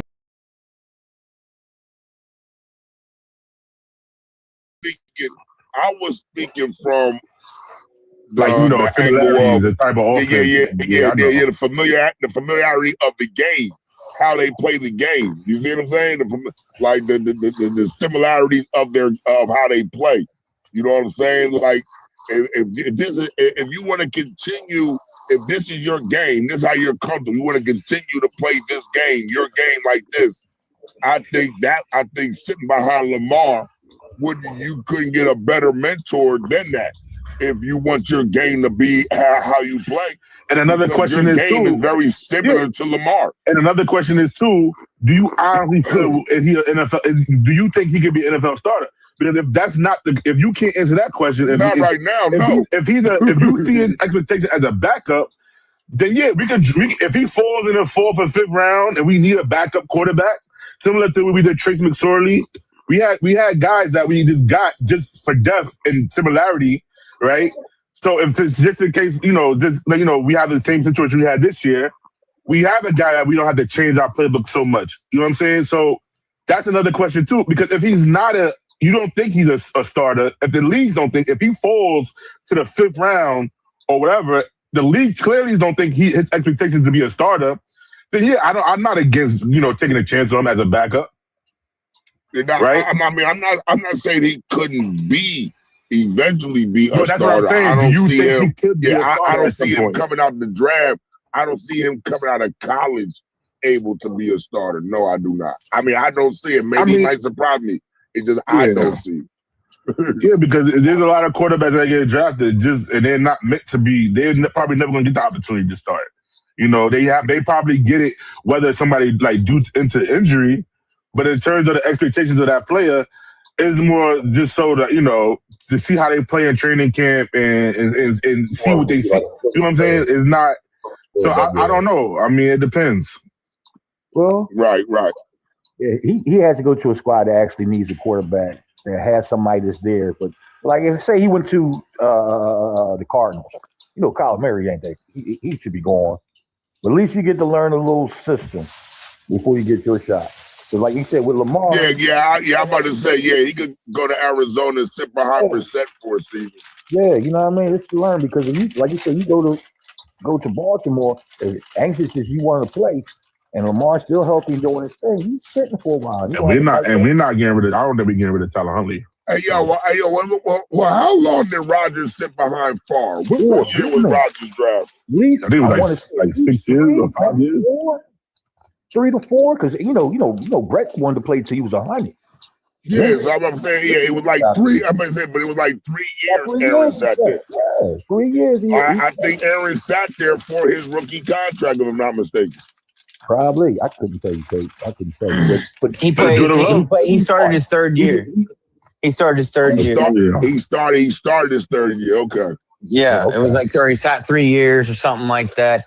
But he had 2 years on his deal, or a year on his deal, or whatever it was. I don't remember how the contracts were. They still had that 5th year back then. And how long? I know Tom Brady. I know Tom Brady was drafted last in '97. Mm-hmm. He was drafted last in the '97 draft. 05, 06, 07 behind Rodgers. So he was. Yeah. He didn't play until '99. That's what 2000. 99? No, 2000. He didn't play until 2000. When the Patriots beat the Rams? 99, 2000, right? 2000, yeah. No. He played his rookie year. No, he didn't. No. Tom Brady. Tom Brady he would have been the first no. rookie. quarterback to win a Super Bowl. No. Hell no. He So then it was wasn't second a year because Drew Bledsoe got hurt. They just paid Drew Bledsoe. Drew Bledsoe got hurt. That's what I'm saying. Drew Bledsoe hurt. What year was that? What year was that? I thought that was Tom Brady's They went rookie to year. the Super Bowl 2000. Nah. Remember, Nah, Brady nah, was what's the name? Brady was Charles Woodson's quarterback. Remember? Brady was Charles Woodson quarterback in Michigan. Michigan. Right. At Michigan, yeah. Because see, Brady would have been the first rookie quarterback to win the Super Bowl. You got to think about it. When Brady got when Bledsoe got hurt, Brady took over and never looked back, and then they won the Super Bowl. But Brady. What I'm saying, if I'm not mistaken, Brady had I think 2 years in sitting on that bench behind Bledsoe before he got a start. So it was his second year. Exactly. That's what I was saying. If he'd have been the rookie to win the Super Bowl, the closest quarterback was last year. They were the closest two rookies to get to a Super Bowl because it still hasn't happened yet. No rookie quarterback has ever started Super Bowl is what I'm trying to say. That's all. We had two guys that almost did it. Ben almost did it in 2004, and Daniels almost did it last year. That was the closest we've had as far as a rookie quarterback. And Kyler Murray, I do not like him. I don't think he's an NFL quarterback. I'm sorry. He's just not that dude that everybody thinks he is. I don't think he's that good. I don't think he'll ever get you to no playoff wins, maybe one. He's definitely not going to get you to the big show. I just don't think he's that type of dude, dog.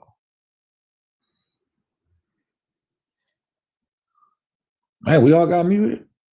I'm the only one that muted. What the hell? I guess they said them pocket passers do last longer, Rod. Hey, y'all. Appreciate you chilling with us, Rod over there on YouTube, bro. I appreciate that, man. It was his second year. Okay. It was Brady's second year. It was Brady's second year. It was his second year. When he came off the bench, when he was sitting behind Bledsoe. Yeah. And now remember, Bledsoe did come back and played a couple of games that year. And then when the playoffs started, they just rode with Brady. Because I remember that story too, that Bledsoe did come back. But I can't really remember how it started. They just wanted to go with Brady when the playoffs started. Shit. But Bledsoe did come. Because matter of fact, oh no, that's Dallas. I'm sorry, I'm thinking something else. No, I think Bledsoe came back. He was either playing bad or he tweaked what he had got injured before. Got hurt. It was one or the other. He was either playing bad or he tweaked what he injured the previously. So they went with Brady. I can't remember exactly what it was. What? And Super Bowl? No. The year Brady took over. The year Brady took over when Bledsoe got hurt. Bledsoe had got medically cleared and came back for a game or two, but I can't remember if he was playing bad, so they went back to Brady, or if he re-injured what had got hurt originally. Huh? It was just a decision. Okay. They just decided to stop Brady over Bledsoe. You know, I live in Jacksonville. And I told you that was the first year. Wait, 1 second. That was the first year of a 10-year, $100 million contract. Bledsoe, right? Yep. For Brady? Yeah. No, Bledsoe. Bledsoe. When Brady took over, that was the first year. And fucking Belichick made that move to bench him on the first year of a 10-year, $100 million contract. Listen. It just worked out. But I'll tell you right now, they are lost in that playoffs, and he the best Bledsoe. Belichick. He probably got bench with him. Man, hey, you know what's crazy is I said to do that with Brock Purdy Mac Jones over Brock Purdy, and everybody said I was crazy. You don't do that. Yeah, that's why I looked that up. Because I wanted to see about the whole Mac Jones Brock Purdy thing. Mac Jones ain't a bad quarterback though. He ain't bad. I mean, he's Nah, good straight up backup. He's definitely not bad in that system. I'll tell you that. Yeah. He's definitely not bad in that offense. Matt Jones, Malik Willis, they all have jobs. They had him for 1 year. Matt Jones, he can play. He just like you said, he needs the right system and the right team for that. But as a backup, he's dynamite. Because at least you got a core.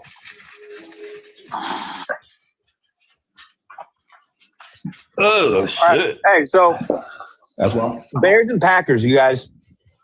I want to know what's your outlook on this Bears and Packers game. You know what? Actually, because we got somebody over there on YouTube.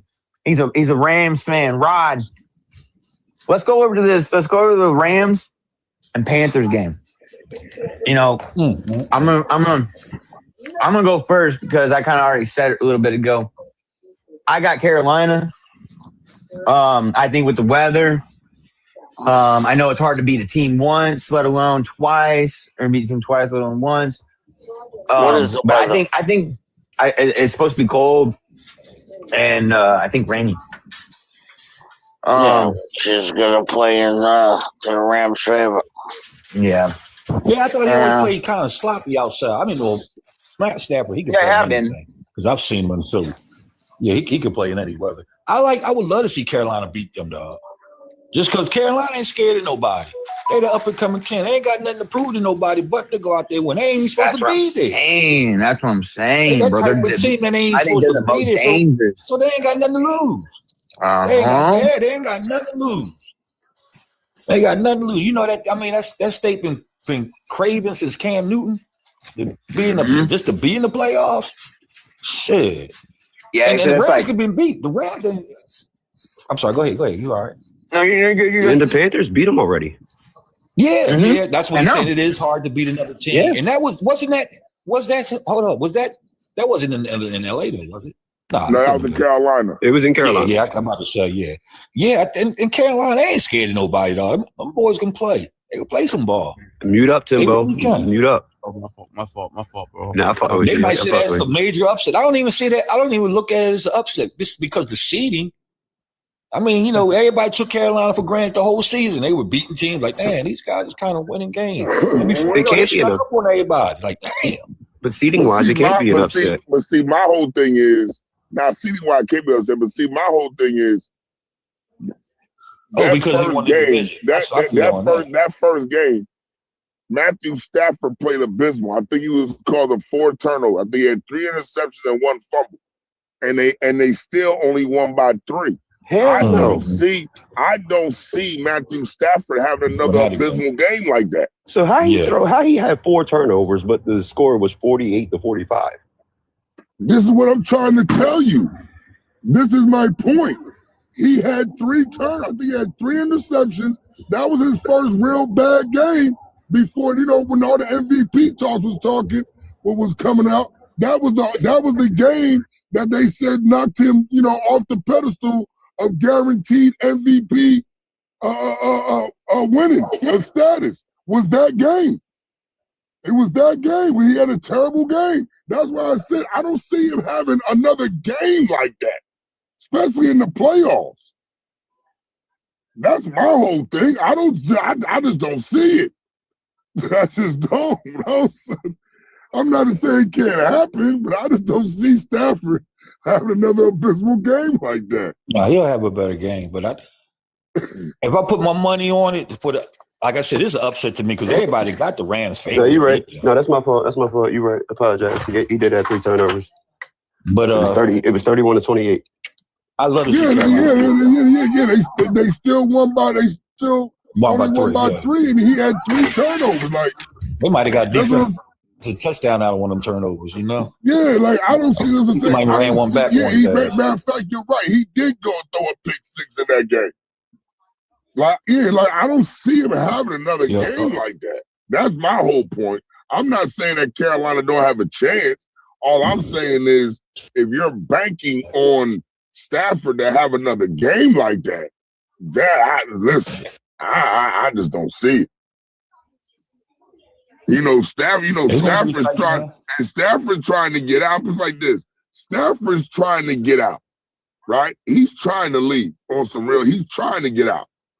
There's no better way of leaving than at least with a Super Bowl appearance, right? Like, you know what I mean? You know what I'm saying? At bare minimum, my last year I played, I lost in the Super Bowl. Like, at bare minimum, you know what I'm saying? So he's trying to get out. So I don't see Stafford, like, I'm being honest, in these playoffs, I don't see him having bad games. If the Rams do lose, it won't be on the behalf of Stafford's play.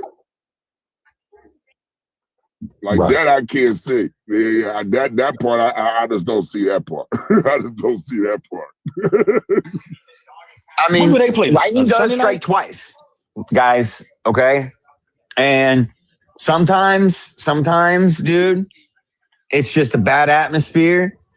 Sometimes, dude, I mean, like I said before, these guys don't got nothing to lose. They don't got nothing to lose, so they can throw the kitchen sink at them. They're not expected to be there. It doesn't. Nobody's going to look down on them and say, "Wow, they lost that game. Wow, if they would have done this, no." Everybody's gonna be like, "Well, shit, they made it. They made it to the playoffs." That's going to be what it is. I know that I know the conference, the division. I mean, I know the division, everything like that. All I'm saying is, my guy, is I mean, I believe that the Rams will do it. I think they will. But my pick is Carolina. I'm going with That's not a bad pick, though. Because look, and one of the reasons is straight up. Look, I could go and ride with the best team and fit in. But if I just say that, hey, I picked Panthers, but I don't make it official, and then say the Panthers win, bro. Oh yeah, okay, whatever. You know what I mean? Yeah. Hey man, look, I'll look more like a genius if I pick them and they win than if they lose. I won't look. I don't look stupid if they lost. I don't look stupid if they lost. I'm just saying I don't. I mean, look at the Giants. The Giants both times they went to the Super Bowl and beat the Patriots and Tom Brady. They were what 8-8, 9-7. Yeah, they were the first 9-7 1 year, I think. They're wild card both years. They're the wild card both years. Yeah, that first year they were the first road team to win all 3 games. Wild card team. Remember, they went on the road all 3 games. Yeah. They were second. Pittsburgh was first. And let's not play like they play in Los Angeles weather or comfortable weather all year. You know what I'm saying? Like all year round. Is it safe to say that Carolina's playing with house money? Exactly. Oh yeah, definitely. Yeah, exactly. That's what I'm saying. So like, that's what they are playing on. You right? Yeah, that's man. Why they got nothing to lose. They got nothing to lose. But hey, shit, bro. And Bryce Young has been playing better and better. Wait a minute. So y'all are hating on the Panthers right now. Nobody is. No, we're not. No, you're not. No, hold on. No, wait a minute. You need to wait a minute. Listen a minute. I am going with Carolina. I picked Carolina. No, okay? I'll hate on the Panthers. Okay, I heard Hausman. I was like, wait, what the heck? No, I'll hate on the Panthers. The Panthers are going to get mollywopped. The Panthers win that game too. No, the Panthers are going to get mollywopped. They might. No, it's not they might. Okay, they will. Well, I mean, I guarantee it. Okay. All right. I mean, that's you got every right to say that. Feel that. You ain't wrong. There ain't nobody's opinions wrong until the games is played. At this point, right now. So what is looking like? What I'm seeing with this wild card weekend, it looks like to me, and I could be wrong. It looks like it's in the air for every single last game. There is no lopsided game. Yo, I got a question. For you. Southgate. How much you think the Panthers is losing by? What's the over? They got about 10.5 on FanDuel. Damn. They got them 10.5. I said they win by 17 to 20 plus. Listen, the real question is not who gonna win that game; it's how bad they gonna lose. Yeah, I say 17 to 20 plus. Damn. 10 and a half. 10 and a half. In the playoffs? That gotta be one of the biggest. Vegas trying to get some money. Vegas gonna steal y'all money. I'm just saying, and this is reality. I heard this on the Panthers talk show. I did hear it before. I've heard it before on here. And from what I was told, Ohio State, yes, they're out of the national championship hope this year. They wasn't last year. They won a national championship. The last 2 years that Ohio State won a national championship, besides last year, the year after, the Carolina Panthers went to a Super Bowl. Just keep that in mind. That's all I'm saying. That's some good karma. If you want to ride with that, hey, fine. Ain't nothing wrong with that. Any luck that helps you, fine. Are you taking that? I can tell you every Super Bowl that Denver has won, they have lost the third to they have lost What man what was I gonna say? The third to the last game. I'm just excited to see that the Panthers are finally in this thing. They lost week 13 every year. Denver's won the Super Bowl. Okay. But on the road. And Southgate, the thing is no, Southgate, that's not true. Spit it out. No, they lost to the Giants. No, Southgate, that's not true because that year y'all started off 13-0, so you couldn't have. Well, that week 14, yeah, whatever it is, week 14.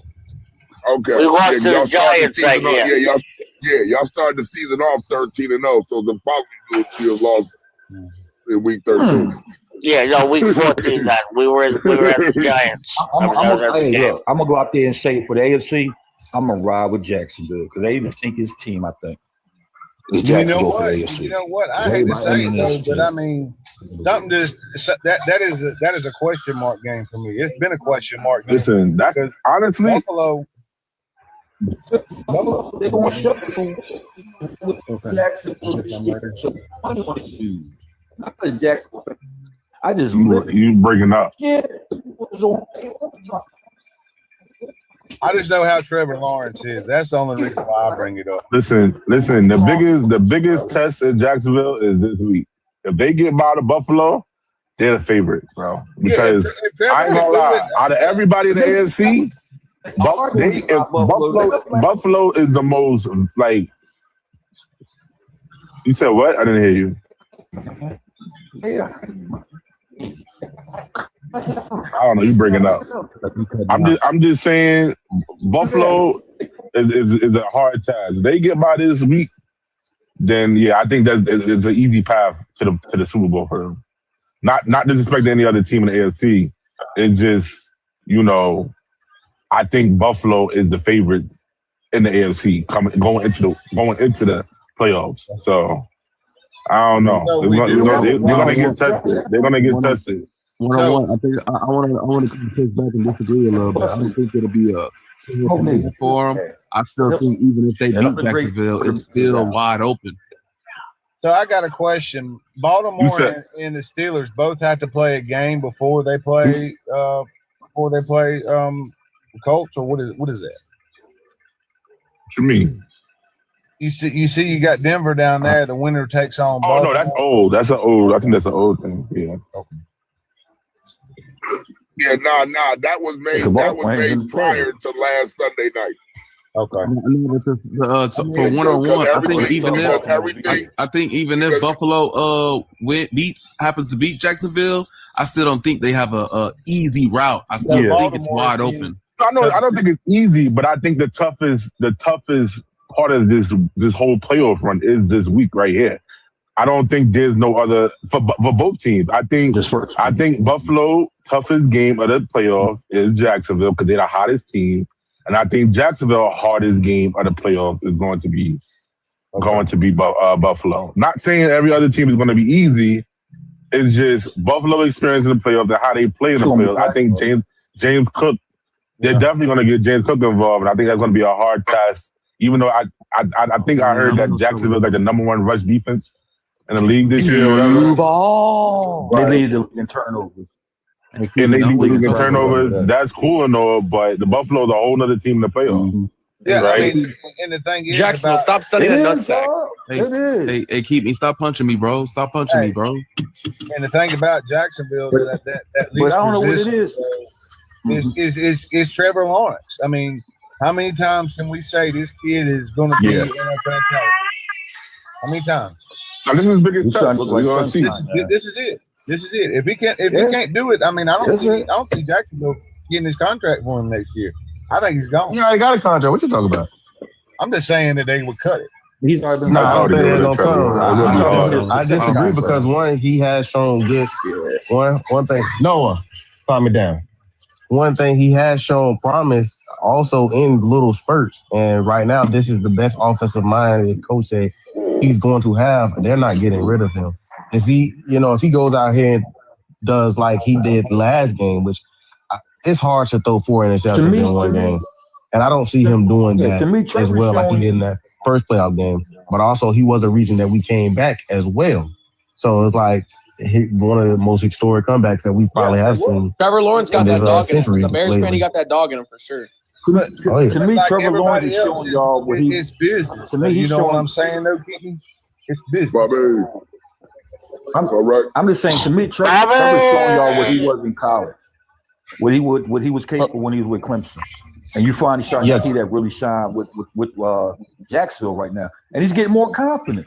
And that's He get more confidence. No, I mean, and he has way dog. better weapons. I would say he has way better weapons than when he Than he was ever going had. into Since basically he's that been- he ever since he's had been to since he's been in the league. You got He Jacoby has. Myers, who's consistent.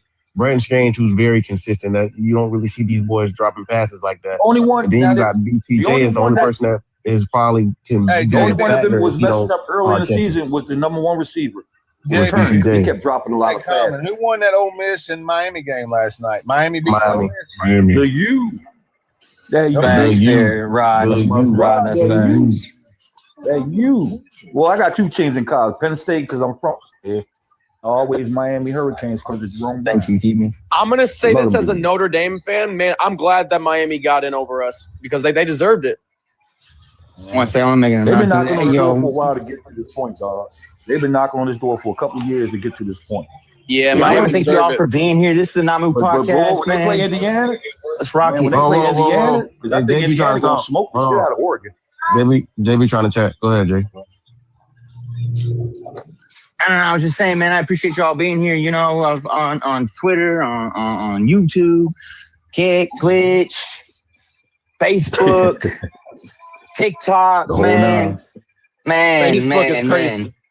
Yo, hey, bro, we everywhere, bro. We Spotify, dude. So we International. everything, international. Absolutely. We are international. Absolutely. I'm doing a We are. bid. Listen, I think I'm doing a bid this weekend. I'm not even gonna count you. I think I said this whenever you started this thing, and I told you that you build it, they will come.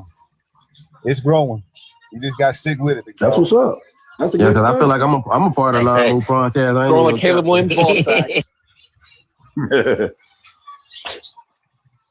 But nah, for Trevor sure, man. Lawrence, he Listen, definitely I'm gonna going- be tested. This Let week. me ask y'all, who y'all think will win between Houston and Pittsburgh? Will you think Pittsburgh finally get their first playoff win after 18? I mean, Houston's supposed to win. Bro, against the Texans defense, like, but Aaron Rodgers is Aaron Rodgers. So. Oh, Aaron can do something.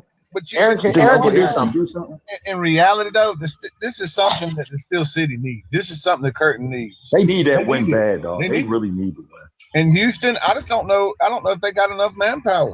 I mean, it is in. I don't know. I don't know. Steel City. Them trenches look nasty. I've been saying all year CJ Stroud is not good. Like Them all trenches year. look nasty, bro. He's okay. He's okay at best. At best. Bro. Yeah, but this is what they ride with, dog. That What was- defense is fight. The last time Steelers Some short fields and shit. Bro, What that was the defense last- is nasty over there, bro. The Houston Texans this year remind me of the 2018 Chicago Bears against the Eagles. Yo, you know what I say, right? Fuck not moved, man. But I'm getting you a part of that move. What are you talking about? Fuck me too. So what happened with the Texans this season? Did they? Are they? Did they? When I know they played the Steelers already. They had to. Did they? Yeah. I don't know if they played them. I mean, they're in the same conference. No, they haven't. Yeah, No, I don't think they no, we played. haven't. I don't think they played Pittsburgh. Yeah. What's up, girl? What's up, Bridget? But the I biggest think that's thing gonna be a is, I tight think the biggest game. test is more for. We don't play It's gonna be a AFC. closer We don't game. play the AFC South until next season. Oh, Coach That's sounds gonna like be someone great you hear when ball, you drop the baby. soap on, bro. We finna drop y'all boys down. I think. No, we really don't know what this game's going to bring upon them. Each other, they don't really know about each other. Well, that's fine, Timber. It might be an But I actual think the biggest thing game. is it's gonna see how Houston responds in this cold. Because they play in the zone. Oh, CJ? Yeah, how he plays in the cold. Because Yeah, it is the last gonna 2 be. years, It is they gonna have be really chill out there. they have won the last 2 games of his In the first round, career. though. They I ain't gonna lie, have Houston always won their undefeated in that first round the Yes, last 2 years. yes, they are, but that's Their at first home. round, they 2-0. Yes, they're 2-0 at home. Mike Tomlin finally get a win after 10 years in the playoffs. He hasn't won a playoff game in 10 years. What is the most interesting game? And out he's of never the missed the playoffs. What, in y'all's opinion, what is the most Bears interesting Packers 100%. I 100% think Bears it's Packers. the Eagles. I think it's the Eagles Niners. I think that's What gonna be the they best say, the biggest upsets? between the Eagles Niners or the Jags and Bills. I think those are the two best. What is between all these? What is your guys' biggest upset? Like, what would be your guys' biggest upset of the week? The Panthers, if they win, the Panthers. I think the biggest upset is the Steelers. I gotta say the Panthers. You know To be honest, I think one of the That could biggest be two. upsets. I think one of the biggest upsets could be the San Francisco 49ers. Yep. That too. 100%. I don't even see it as an upset. Why you have to say though. I that, see man? it Now as I like gotta a hang up, man. Why you gotta game. hang up? Hold on a Jinx second. my Wait a minute. team, Hold on a man. second. Hold on a second. What's Houston Texans record? Yeah, it was 12 and 5. 12 I think, right? 12 and 5. 9-8 No, they 12 and What are 5. they? or 9. They're 12 and 12 5. and 12 and They Houston went 12 and Texans. 5. Damn. Houston Texans were 12 and 5. I think so. Yep. Damn. Yeah. Yeah, he right. They did. Dang. I'm kind of. They was right behind Jacksonville all to the end of the season. They just didn't win the division. Emmy's saying go Chiefs. They The just Bears don't are win- not in it. What are you even talking They about? just Are didn't you win. good? They just didn't win the division, but they. They could have. Yeah, they was right on Jacksonville ass. That's Yeah. why Jackson went on that little I win streak. kind of 'cause they want won to see. Well, I don't. Well, no, it won't happen. Will if Carolina was to win this Oh, playoff, coach is about to get on me because I say y'all the underdog, right? you still got the. You still got. No, I know we're underdogs. I just don't think that's the biggest upset. Is all I'm saying. That's all. No, I that's think. I my don't biggest think that's upset. the I don't biggest see the Panthers. upset. No, I don't see. Okay. I don't see the Panthers winning, and I don't see the who's the other upset that everybody got. I think that's the biggest upset to me, but I don't see the Panthers winning. That's why I'm not gonna say that. The only reason I think the Eagles and Niners are not. Those are not. I don't think that's an upset. I think those are like two good teams. Like, I think that's a 50 I'm down. saying, but one reason I don't see it being an upset is because the Houston Texans, for the first time in C.J. Stroud's tenure, is going to an away game outside. In the first round, they always host the game in Texas. Yeah, they do. So that's why I don't see it. That's why I don't see it as the biggest upset. No, I see it as we a- have yet to see the Houston Texans. No. I didn't say it wouldn't be an upset. I said the biggest upset. I said the biggest upset. I said I don't see it being the biggest upset because they are playing in an away atmosphere. But the Panthers is the 4th seed. The Rams are 5th. Playoff atmosphere. No, but coach, He's who's never your- won a playoff game on the road. No, coach, I'm asking you who's your upset because I'm not saying the Panthers. I don't got the Panthers winning. You know what I'm saying? Who's your biggest upset, then? Oh yeah, my biggest upset if it was to happen. Honestly, it would probably be Carolina. That's what I'm saying. But coach, do you have Carolina winning? That's my point. That's what I'm saying. That's not going to be my. But coach, that's what I'm saying. That's not my biggest upset because I don't see that being an upset. That's what I'm saying. I don't see that being an upset. That's why I'm not saying that game. Obviously, that's the biggest upset. I don't see Carolina winning.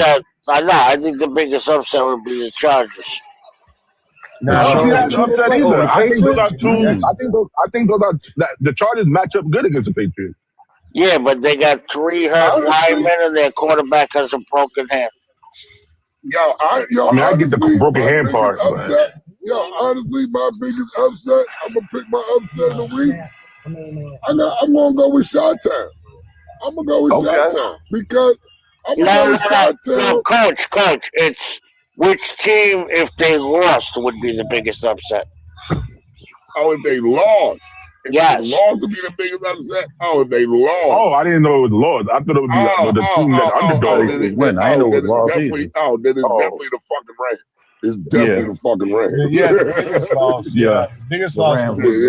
It would definitely be the fucking Rams. Like, absolutely. It would definitely be the fucking Rams get knocked out in the first round.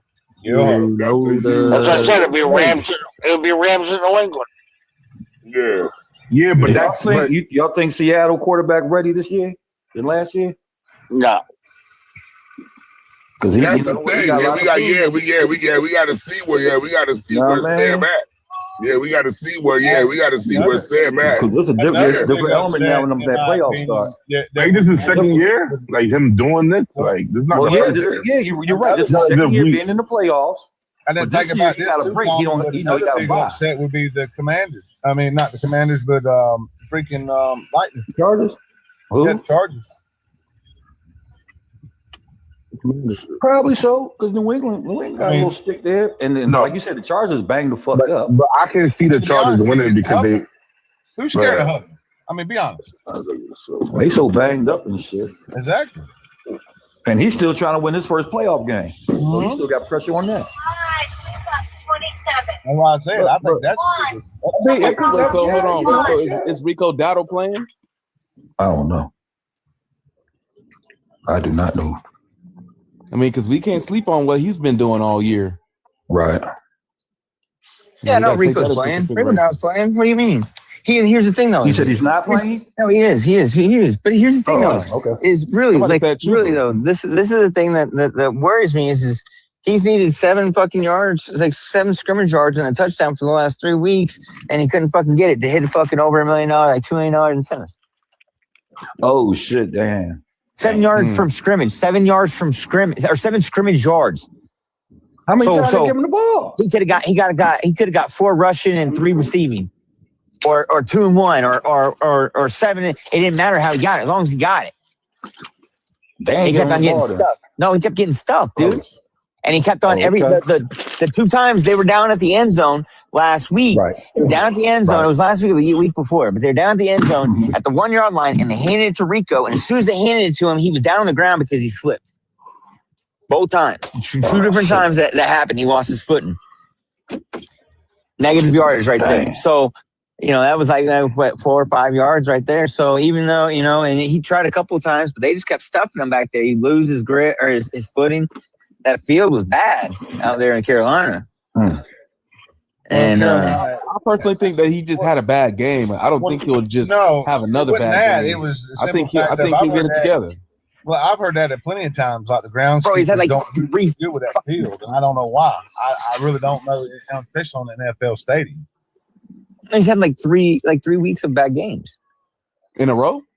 Yes. But I can tell you one thing. I've been putting him on parlays last 3 weeks to get to hit these marks to hit the thing. He comes up short every time. So who's the number 1 overall seed right now for the AFC? It's Denver and Seattle. Yeah, Denver, Seattle. Okay. And you got AFC. You got Green Bay. Patriots are second. Patriots the 2 seed. Patriots 2 seed. Yeah. Patriots are the 2 seed. Denver's the 1 seed. Denver and Seattle are only 2 teams not playing this week. Let me try this question. Out of the 2 number 1 seeds, which one do you think will have a possibility to lose? Seattle probably be closer to me. So no KC this year. To be honest with you, ain't that a beautiful thing? That's a beautiful thing. Ain't no KC this year. You know what? You need to go back. Can you stop Yo, that? to be honest, yo, to be Florida, you honest with Philly you, fan. the first team. Fins up. You know what? I gotta see. Dog, don't get me wrong. I love Patrick Mahomes. But dog, I got tired of seeing them every fucking year, though, man. Fin up, Like bro. playing my record over and over again. I love Nas Illmatic, but I can't listen to it 100 times. But see, You the feel other me? two on the NFC side, San Francisco and the Eagles, they got to go too. I'm tired of seeing them. No, you ain't never tired of Eagles. Come on now. Well, at least give us one game, and then y'all can have it with us. But All right, I tell you what, I take this back. I you can throw the Philly out of there, and I take San Francisco all day. Okay. Listen, All right. That's good. I mean, I don't hate on Kansas City, dog. That's a good organization. I hate the other teams that can't beat that dude more than that. I mean, you had Lamar have a shot. Fucking Josh Allen had shots and shit. I'm like, man, how many more shots I need to beat this dude? It took Denver to start it. To me, that's where it started. Denver got tired of that shit. I'm tired of these dudes always. And another thing, fellas, you gotta understand, football, that's a lot of games. And they went to 4 Super Bowls in a row. That's a lot of games on that body. 21 games per year. They average 21 games per year the last 7. The last 7 years. 7 years. They almost played. They almost played another whole season more than the rest of the NFL. Look at that shit. Look at that, dog. That's too much ball. You going way around. I don't give a fuck how good you are. That's a lot of ball. And that really was kind of their downfall. You see how they were playing. They was tired. Really, they were tired of shit, dog. But they gonna be back. No. I forgot Pat got hurt, so you don't know when he coming back. Oh, he come back. But as an organization, they still fine. As an organization, they still.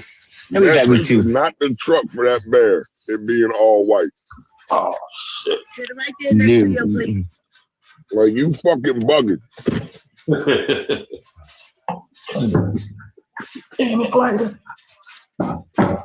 Now I'm picking my wife up from work. She always taking shit that they be giving. They got now she got this stupid ass bear in the fucking truck.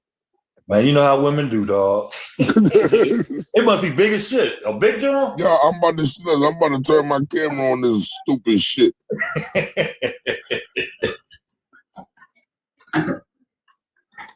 Oh, shit. Big dumbass bear sitting next to me, man. Big dumbass bear. That motherfucker big as shit.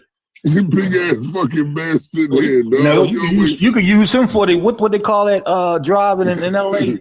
When you want to I forgot. Common, you better put that seatbelt on that bear before you get a ticket. Right? No shit. He's so big, you won't get written up for that shit. Yo, my man got a seatbelt on.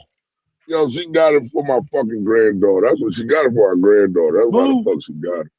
That's on huge. And the fucking and I can't wait to see her trying to fucking carry this thing because this shit is 2 times the size of her. Damn. Actually, I gotta get off. I gotta look. I heard that, man. But you know, when it's for the grandbaby, I don't give a fuck. That's what's up. Ain't nothing wrong with that. Yeah, when it's for the grandbaby, I usually let shit slide. You already know you locked out on that one. yo, they be calling me out on it too. Because I'll go out there, I'm like, leave her alone, give it to her. They be like, oh no, not Mr. Discipline, Mr. Strict, not Mr. Strict. Right. He was going to give her everything she wants. I'm like, you shut the fuck up and give it to her. I'm like, shut the fuck up and give it. But I ain't gonna lie to you. It don't be I be wanting to spoil her. I don't want to hear that fucking noise, dog. If it's gonna keep her quiet, give it to her. Whoa, you said the right thing, dog. I know, dog. Being around a lot of kids, well, they be like, dang, you give them something. That quietness is so peaceful. Like, damn. Yo, they just don't Why understand, so quiet around you? bro. What that quietness when she's always that quiet. Boy, look at here, because when she's not Man, it's when on. she's not quiet, boy is not That's quiet. and it's hours. You like, oh Lord Jesus. Yeah, like that little girl got a set of lungs on her, boy. She does not. She has How no old is she, Coach? She'll be 2 in February.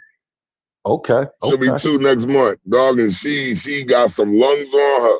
Let me tell you, she got some lungs on her, dog. When she wants that motherfucking attention, or she lets it be You don't let her know. You gonna let y'all know. She let y'all know off the rip. Like, damn. You be driving your car, you can hear her in the house. Oh shit. Dog, when I pull up, when I get off work, when I pull up, I can hear, like, I know what kind of mood. If I hear her screaming, I'm like, oh my God. You ready to turn back around? Like, I'm like, yo, dog. I go sit back in the truck for a minute. All right, man, get your shit together. Right? Get prepared. Yeah, like you draw up some plays. Let me draw up some plays real quick. Yeah, you feel me? Let me go with my play. Let me draw up a couple plays. Let's get your girl down. I feel you, coach. I feel you on that, dog. But I ain't gonna lie, dog. This has been a good ass NFL season all around, for real. Because from the beginning to the end, it's been unpredictable. Exactly. I was about to say that. I was about to say that. Unpredictable. No, it's not. Like this play, you know how we look at these playoffs and how we pick up and how we pick these.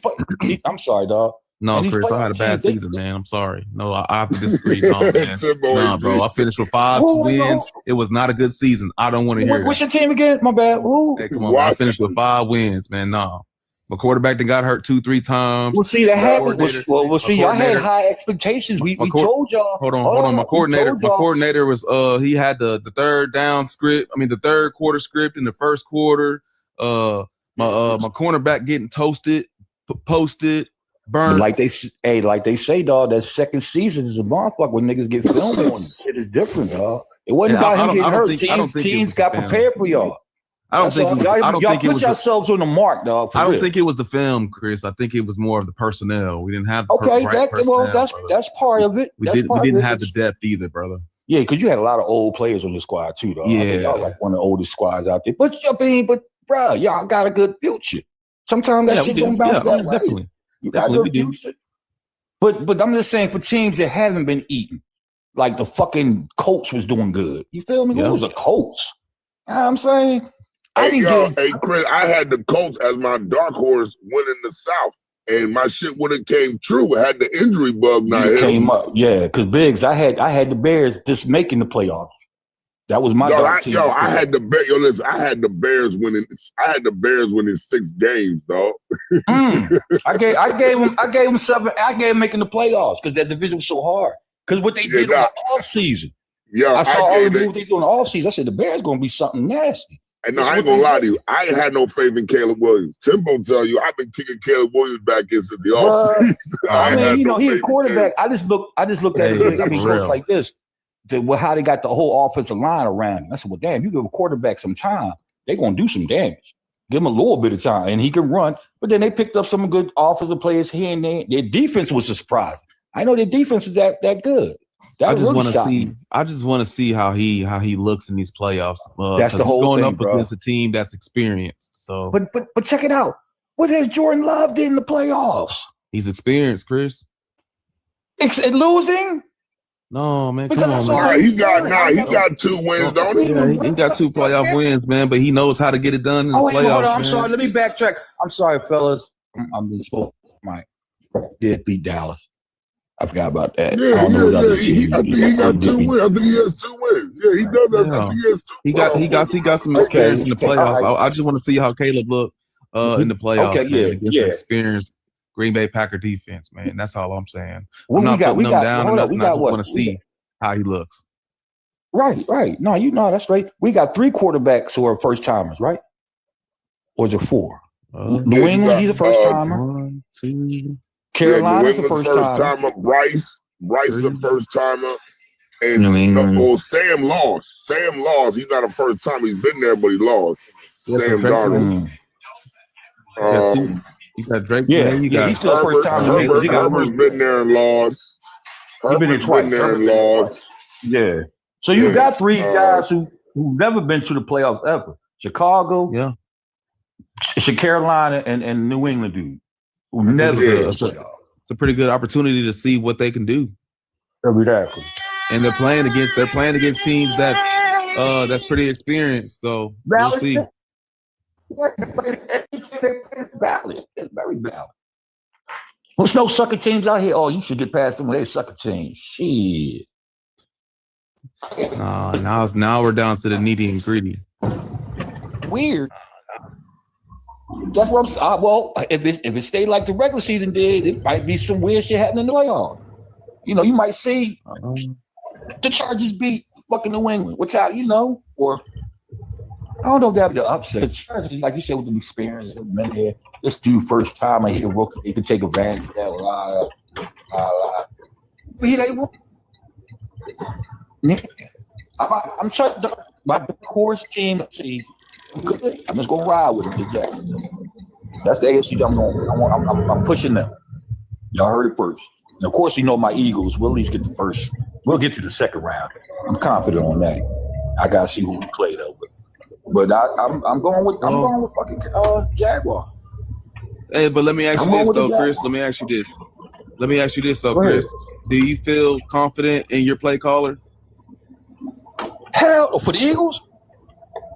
For the Eagles, right? Hell no. Yeah. I don't hate the dude, but me and Coach was talking about it. He's like a guy who has trying to build put a puzzle together and got the picture in front of him, but he's looking on the back of the cover. Like, what the fuck is you doing? Like, I can do it myself without looking. I'm just gonna guess these pieces. And that's what the fuck he been doing, guessing. Let me see if this works. Shit. Let me see if this works. I rely on our defense, bro. That's really been riding us for these last couple of games. That's who I'm riding with. We can make some good plays if we get short field. Jalen's not going to beat nobody throwing the ball 40 times. That's not his game. We have to run the rock. And that means Jalen, if he gets the opportunities, he has to run it because it makes it easier for the offense because now you got to worry about him like, dang, he running again. Oh, shit. You know what I mean? Dallas Goedert, to me, is the biggest piece that they don't use that they should use a lot. And then you work your way to AJ. Yeah, but he's been in and out the lineup due to injury. No, not Dallas Goedert has it. Matter of fact, I think he only missed one game for the first time. Wait, hold on, let me take it back. I think he missed 2 games. He do get hurt. He does, but shit, he's here now. Normally, he used to be hurt around this time in the playoff. Last year he was healthy, and this year he healthy. He's a big spot. That's the one thing Jalen I get mad at. I watch it on TV. I know it's different than watching it on the field, but you see Goddard sitting right there in the middle, dog. You know this. Then they go to the fucking bench and they look at the shit on them fucking tablets. Oh, damn, he is right there. Well, boom. The next play, he did the same shit. They still don't see him. I'm like, cuz, what is you doing? We'll see, dog. I still like it with San Fran. It's just, like you said, the play call this year has been like trying to put a puzzle together and you don't even know what the picture look like. You just guess. Hey, Chris. Yes, sir. I was watching an interview a couple days ago with Sirianni. Yeah. And they were asking him, about Patullo and all that. Patullo's calling the plays, but it goes through Sirianni, and then Sirianni relays it to Hurts, and he's saying that the play is getting in too late, and then it's not helping either when he has to second guess the play call. Okay, he's second guessing the play call and going. See, that's from Sirianni. So, well, in my opinion, right. That's what's happening with Sirianni. Yeah. It's not Patullo's fault. It's Sirianni's fault. I'm not saying that's wrong because I remember when we first got coached, he was calling his plays, and they was like, "Yo, we're a run team, bro. His first year, we run the ball. That's what we do." And then he finally gave in and let people who know what they're talking about running. He can make some good decisions, but see, that's the thing. You got 2 different people trying to quarterback your quarterback. So they both take responsibility. I miss the days when a quarterback could call his own shit. Hey, Chris, that's what football was. Hey, but Chris, y'all going up against a well-coached defense and pretty good. We did. Now they got They don't got those defensive players that's hurt though. That really scare me. They got some players. They got a really good system, and I think they got a really good coach. That defense is well coached. Yeah, I think the only thing I'm scared about them is their run spot. As far as matching up on passes, we got a secondary for that because we rush 4, we drop 7. I think we can handle that pressure. It's the run game that's scary. You know what I mean? The run game really scares me with McCaffrey, that little sneaky ass. Because then he also can catch. You know what I mean? Yeah. And I don't know why we don't use Barkley like that. Because Barkley got some hands. Let's let him get in the open field a little bit. And that's why I wish the Eagles do no hurry sometimes. Just go up there and let's go. When they move fast, they play better. I don't know what it is. When they do no huddle, They play sharp. Move the rock, dog. Get the feel in it. Then they'll go run for 3 plays in a row and shit. Like, what the hell is that? Everybody been keen on Saquon since the Super Bowl, so you know that shit ain't working like you wanted to. Sneak him in there. You still got to use him, but you pick what you wanted to use him. Man, pass that ball first. Make them be, oh shit, Eagles ain't trying to run like that. Keep them off guard. That's what football is. Keep you guessing.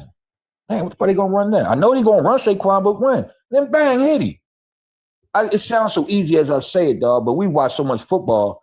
Sometimes it works. And I've seen when they go no huddle, they play a lot better and sharp. They move the rock. When they start that low, let's thug it out, run shit, and teams is already expecting. If the Eagles' first play of the playoffs is a run game, you know what I'm talking about. Because why would you do that? Why don't you just go out there and get your pass game on? You know their secondary ain't that strong like that. They don't have Fred Wagner. They don't got Bosa. Attack some of their weaknesses. Shit. Don't try to go because the Eagles' offensive line ain't last year's offensive line either. Everybody, we got the best shit. We far from last year's line, and that's the key. What you mean weaknesses? We ain't got no weaknesses. No, Eagles' offensive line last year was healthy all through the season, bro. They were really strong. This year's line, this year's line, as soon as Saquon hits the ball, how many times have you seen somebody in the backfield this whole season? Damn near every game. Every game. You didn't never see that last year. Saquon had about a 3-yard run before the first person hit and made contact with this dude. This year, hell no. I see guys rifle through that line like it ain't shit. And then Lane being hurt, that don't help because he's our best tackle on the right side. We don't have that run game. That our line is not as strong as it was last year. For real, it's not. Our defense, we ride on our defense right now. And that's the truth, dog. So you make it easy for the defense, dog. Switch that shit up. Don't keep throwing them back on the field. Throw them back on the field. 3 and out, 3 and out, 3 and out. You won't kill your defense. Somebody don't do that shit. You can't do that because they're gonna get tired when that fourth quarter. I don't care how good they are. If the defense is playing more than your offense, you done lost the game. That's true. If they got more minutes on that clock than y'all do, man, it's a wrap. I know running the ball controls it, but still, Eagles run game works better if they open up their pass. That's all. And if Jalen do get his little runs in if he can. You know what I mean? We're going to do something. We're going to see something. We're going to see something, dog. But I know damn well that first play should not be a run. I don't give a fuck. You can go. I wouldn't even go shotgun. I get right under the horn, huddle, fake that shit, and look for God off the rip. That'd be my first person I look for. God was God. Hey yo, I fucking despise shotgun. Who? The shotgun. I despise the shotgun. Yeah, because I don't, man. Sometimes it helps. It helps if you got a bad line and they can't protect shit. But but fuck, go under that damn huddle. Every time he's under the court, under the center and shit, they do well. See, the reason I despise shotgun is because that it pretty much does away with your play action because you can't really play action out of it or nothing like that. Nobody's really falling for it because not that because see, I always say the ball is when you're underneath center, the ball is out of the linebacker's sight. In shotgun, that ball is never out of the linebacker's sight. He sees it from the time it's snapped to whatever you're doing. It's never out of his sight. That's why I don't like shotgun. Because the ball's never out of it. The ball is never out of his sight. It's never out of the linebacker's sight. Whenever you're in shotgun, that motherfucking Mike can see that ball from the time it's snapped till whenever. You're never fooling him because he can see the ball the whole time. That's why I've never liked shotgun. Shotgun is cool if I'm definitely passing. But to try to do a play action out of a shotgun, I always thought was the dumbest shit in the world. Because you're not fooling nobody because the linebackers can see the ball from the time it's snapped. Even if you're doing a read option from the shotgun stance, they still gonna see that shit. That was the ball is never out of their sight. The ball's never out of their sight. So it's like you're not fooling nobody. You can stick it out there all you want. He's looking right at the fucking ball. He sees you want to tuck it. Like, dog, you're never fooling nobody. Do you know why a lot of teams stop running the QB spy package? It used to be. It used to work a lot of the times. I barely see teams have a QB spy. Yeah, and that shit catch up to you, dog. You still need that spy. Because when I watched the Eagles play the Redskins, Washington and shit, I'm like, okay, don't let the quarterback get outside the pocket. As soon as he got out, everybody's down for it. They like, oh, he can't run. I'm like, yo, he's a quarterback. I don't care if he's 39. Look at him. And then you see that on film. Okay, we got you. We look out for it. Then the stupid dude, I hope they cut the shit out of his ass. Fucking, well, he got a cool name, Ringo. Like the first name. I want Ringo to get the fucking, just keep him on special teams and be done with it. I'll never forget that big quarterback running right at him. He's like, oh my God, no. And turn the hell around. Man, that's my dream in life, to kill him.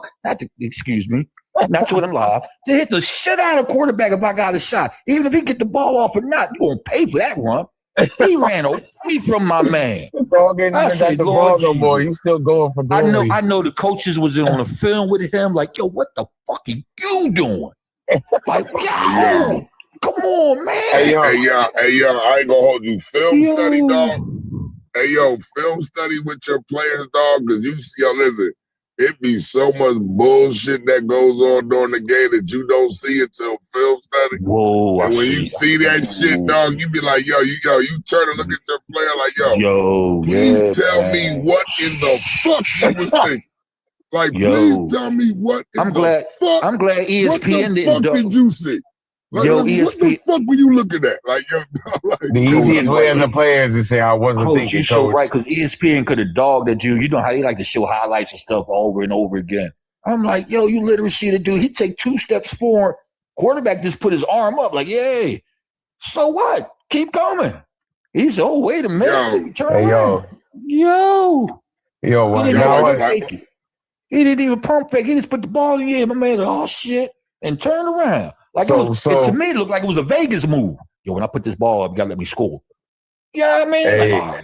So now all of a sudden, everybody needs a head coach, and now all of a sudden, everybody wants hardball. Yo, that was fun. Y'all just like taking the Giants lunch, don't y'all? I hope he go to New York. That'd be a good spot. Now the league just loves taking us for patting our pockets every fucking day at lunch. That's what they do. Yo, listen, I ain't gonna hold now all of a sudden they firing coaches for dude. I'm like, yo, y'all greedy as fuck. Every coach is willing to fire their coach tonight if they even smell a hint of hardball. But hold up, how did Tampa Bay coach survive? What he got? What film he got? He got some film on somebody. Yo, listen. So, the Bengals coach got tape on somebody too, dog. Cause he's still there. See. He got tape. It be certain coaches. I be like, dog. They got something on you. Yeah, they got something on somebody, dog. Yeah. No way in hell you supposed to. He said, I wish you would. He sauld, man, I got this microchip. I wish you would. Yeah. Joe Shane got John Mayer by the balls. I don't know what, that tape must be crazy. But you know who had the most tape on their owner? Was fucking Marv Lewis, dog. Marv Lewis had tape. I don't know how he lasted that long. Dog, this man coached for 14 years, only had 5 winning seasons. With the same dumbass face. Every time they got to the playoffs, they lost. With the same stale ass face. Yeah, he had some. This man coached 14. This man coached 14, 15 years, had like 5 winning seasons. He stayed. We looking at him for a reaction. He's still making that stale ass face, like, yo, you down 24 right now. Oh, we all right. I'm gonna come back. We all right. Nah, you ain't all right, player. No, that's what he telling the dude. We be that dude. He had some serious tape. They finally said, man, look, we just pay you off, cuz. Please go. So can everybody be a coach nowadays? They used to be like, you have been coach for 20 years. I miss when the quarterback called his plays, dog. Because to me, a quarterback has the best feel of quarterbacks and centers, especially them veterans. They get the more feel of the game. If you call it audible, that shit better work out. Like Peyton Manning called everything was his. He ain't audible shit. Everything he stepped on the field, he come back, he discussing with him. He says, I see this. They said, man, whatever you Peyton Manning used to draw the plays on the field. He was an old school quarterback, bro. So it doesn't mean a quarterback can't call his plays. It's just they don't really get that full chance to do it nowadays. You know what I mean? Unless you're the gifted ones. I maybe now, okay, like Mahomes. Shit, you know, he'll do some crazy shit in a minute just with the throws, whatever. Listen, you ain't never gonna see another Peyton Manning like that again. Very far. You probably won't. You're right. You probably won't. It's not the teams wouldn't want to have that.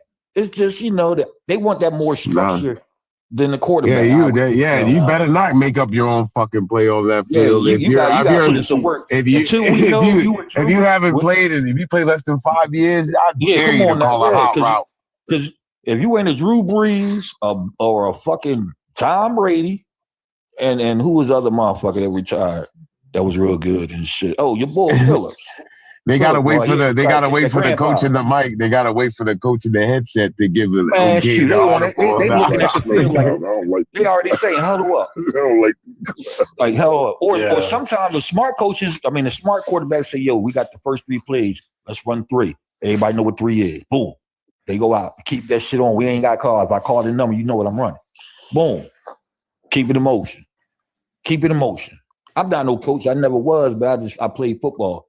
And I just remember some of those. It was easy plays to remember if you just go by certain numbers. I tell you, listen, if I could put Peyton Manning's audible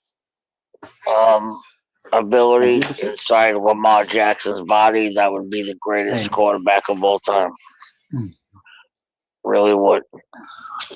If he elevated his pre-snap read, if he had Peyton Manning level pre-snap reads, my word. Yeah, he would be the greatest quarterback ever. If he had Jim Kelly's pre-snap read, he'd be the greatest quarterback of all time. Like Jim Kelly, people sleep, but people don't know. Jim Kelly was one of the best pre-snap readers ever. Man, they put Josh Allen over him so much. I'm like, man, Jim took y'all to 4. He didn't even get you to 1. Which is disrespectful. Considering the historian of the fucking Buffalo Bills. But see, the thing about it, it's so different because see that game, the quarterback wasn't throwing 4,000 yards a game. Only certain few named Dan Marino's was doing that. That was one out of 32 teams, cuz. Now NFL, they want everybody to do that bullshit, dog, because it's what it is. But see, you're not a good quarterback. They want to see that shit. They want to do that. They want to do that to Jim Kelly. They should be happy. They should be happy as fuck that fucking Josh Allen is right above fucking Tyrod Taylor and JP Watson and fucking Trent Edwards and everyone in the Buffalo history. Like, it's like, yo, dog. Back then, they used to love to have a running back. What was so bad at having a dynamic running back? Back then, I could name you 10 top running backs off the rip. Let me ask you 10 top running backs right now, besides Saquon, dude from Detroit, Zai, and my man from Atlanta, he okay. Bang, to me, and I would say Green Bay do when he helped them get, and that's Indiana. Oh, Turner had Turner. So that's 5. That's 5. Back then, I can give you the top 10 plus another 10 more. Well, the running back is really not a glorified slot anymore. A lot of these running backs turning into wide receivers. They don't want to take that fucking beating every fucking game. Beat team. Yo, Barry Sanders played damn near 20 years. I know. When that was the day of Bull in the Ring. You ran Bull in the Ring. He was getting hit. Yeah, he was getting hit. And it was Emmitt Smith. You're getting fucked up in practice, let alone the game. No. Yeah, but still, you were running back. You think Earl Campbell mind that shit? He couldn't wait to get out the field to hit somebody else. I mean, fucking Herschel Walker got traded for a hefty amount just because of that. Because he could run. Yeah, they said, man, we just missing a run game. It didn't work out for Minnesota, but it damn sure did for Dallas. Because what did Dallas also have? They got a run game. Yep. And then they had 2 blessed receivers and a good quarterback. And the rest was history on that. But they ran it. They known for running. They known for Emmett. And that fucking line was awesome. You know what I mean? Dallas completely abandoned their run game. Now that's what I'm saying. Eagles was the first team. That's why they caught everybody off guard last year. When they got Saquon, they was like, all right, that's a good pickup. Ain't nobody expect that dude to get 2,000 yards. Ain't nobody see that shit coming. I mean, I expected him to be an efficient runner. Man, nice season, but damn, 2,000 yards, they shoot. You see how fast the NFL changed that shit this year, Whitty. Hey, Jake, are you a Buffalo fan? No, I'm a Chargers fan. Oh, let me guess. You guys fired your coach today to get John Harbaugh over there too with his brother. Fucking Let me guess. well, the first one we You guys fired, lead him to we'll be firing is fucking Greg Roman. That'd be the first one we'll fire. They want the brothers back in action. You Not greedy the brothers motherfuckers. back. The brothers back. Hey, you know what? Oh, Just to put the icing on the cake, let's hire Mike McDaniel. Fuck it. We'll hire Mike McDaniel. Y'all greedy John son. Harbaugh will come up in there. Nah, Let him be the McDaniel's already coming to Pittsburgh. Y'all tripping. I Are need you McDaniel's sure, on Coach? offense in Because it Pittsburgh. sounds to me like Baltimore is going to get exactly what I thought y'all would get. Man, wherever he goes, I need McDaniel to run my offense. I need McDaniel. Listen, I need Aaron Rodgers to retire. I need them to bring up Will Howard, and I need Mike McDaniel to design the offense to spend all season with this little motherfucker going over and off. Oh man, you're gonna hate it when Brian Flores goes to Baltimore and fucking Mike McDaniel's over there. You know what's gonna happen, Coach? Just like our prediction all year, the Steelers are gonna win the Super Bowl, and Thomas is gonna convince the president to get that job again. Thank you. You said it. Yo, if he ends up cleaning out his locker after the Super Bowl and you act that prediction was true, I'm gonna laugh my ass off. Hey, I told you what I said, dog. When you get done wiping the champagne Sammy out D your for the eyes, Super Bowl, out baby. your motherfucking luck. When you get finished wiping off the champagne, when you get finished celebrating, wipe the champagne off your face, dog, and go clean out your fucking office. Damn. Sammy D. Yo. Go clean out your motherfucking office, dog. Like, Man, what did I listen, just walk great. into? Man, what? Congratulations. Nigga, what? Yo, listen, I appreciate the 7th ring. Take your ass the fuck out of here, dog. Like, fuck. No. Fernando Mendoza, Dante Moore. He gave That's him what I'm on. He gave him 2 tickets to the opera and fucking coupons for fucking a steakhouse. Real Send him on his way. Mike Tomlin, the man coach. But listen, your wife can keep her contract with the NFL with that little apparel thing she got on with her clothing line. She can keep that. You just gotta get the fuck out of here. Oh my god. Yo, Mike. That's gonna be a conflict of interest. She gotta get the fuck out of there too. Exterminate. How y'all Coach, is Mike Tomlin the best coach in the NFL? He's one of the most consistent coaches in the NFL. I gave him that. Best coach is still gonna be Andy. Yeah, Andy came from the bottom. Andy Reid came from the bottom too. Andy Reid started with Green Bay. He worked his way up. He built his rep with the Eagles. Eagles just fucked him up. But Andy, but fucking Tomlin, he's been there 18 years, dog. And in 18 years, they went to 18 postseason games, man. What about that guy, Todd Pittsburgh Bowles? has only had 3 coaches in their history. They don't fire their coaches. They don't. They let them walk. That was JB. And if he has a bad season, if they don't win another playoff game, best believe he will still be the head coach. He will never get fired out of Pittsburgh. And as soon as he does leave Pittsburgh, all 31 teams will boldly knock on his door. Please coach my team.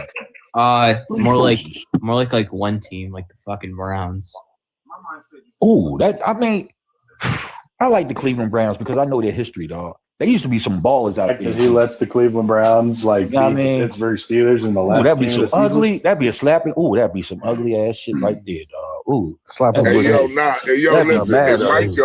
Mike Tomlin took the job in Cleveland, if Mike Tomlin was to leave and go like we got rid of, he went to Cleveland. That would just show he's not a real Steeler. It had to. That would just show. No, you're not a real Steeler. Yeah, that's because a real Steeler would never play for the Cleveland Browns. Hell no, never. He probably play after he coached somebody else, some other shit. And they like, man, can you please come out here, coach? I told y'all what they offered Bill Cowher. They offered Bill Cowher president of player operations, president of operations, president of player personnel, general manager, and head coach. Hey, you had them the fucking keys. Yo, they gave him everything but ownership. And Bill Cowher said, "What are you guys crazy? I'm a Pittsburgh Steeler. I could never coach in Cleveland." I heard that. Oh, that shit hurt their feelings. Yeah. But if Mike, like I said, if Mike Tomlin never leave Pittsburgh, it's gonna be on his own, y'all. For real. unless he's all of a sudden start having bad years after bad years. But Pittsburgh still probably let him walk. That's what they do. He'll have to leave on his own. No, I mean, he'll leave on his own terms, or it'll be a mutual separation. They won't fire. It won't be no inevitable fire. We have to fire him and let him go and cut him. So if we miss out on not only Stefanski, Harbaugh, and we get stuck with Mike McCarthy, are the Giants the worst general manager front office in the league? But for trying to hold out for something that might not be there. Because I understand Harbaugh's a great coach, but you shouldn't be all in for nobody unless you're fucking John Madden. I don't know this waiting out shit. I don't trust it. I think Miami's going. Is Mike McCarthy that same coach from I think Miami's going to steal Harbaugh. They got some sneaky going on down there. Damn, I like to see him with the Giants. I do. I think he make them real competitive, and that would help the NFC East out if he came to the Giants. Cause that would tighten a lot of shit up. Cause one thing he gonna bring defense first before anything. He gonna make sure. And he gonna bring in his own staff. Of course. And but you already know they still do. Mike Kafka, get the fuck out of here. Tim Kelly, get the fuck out of there. Yeah, I mean, but I would love to see the Eagles get McDaniels as our offense OC. Oh Lord Jesus.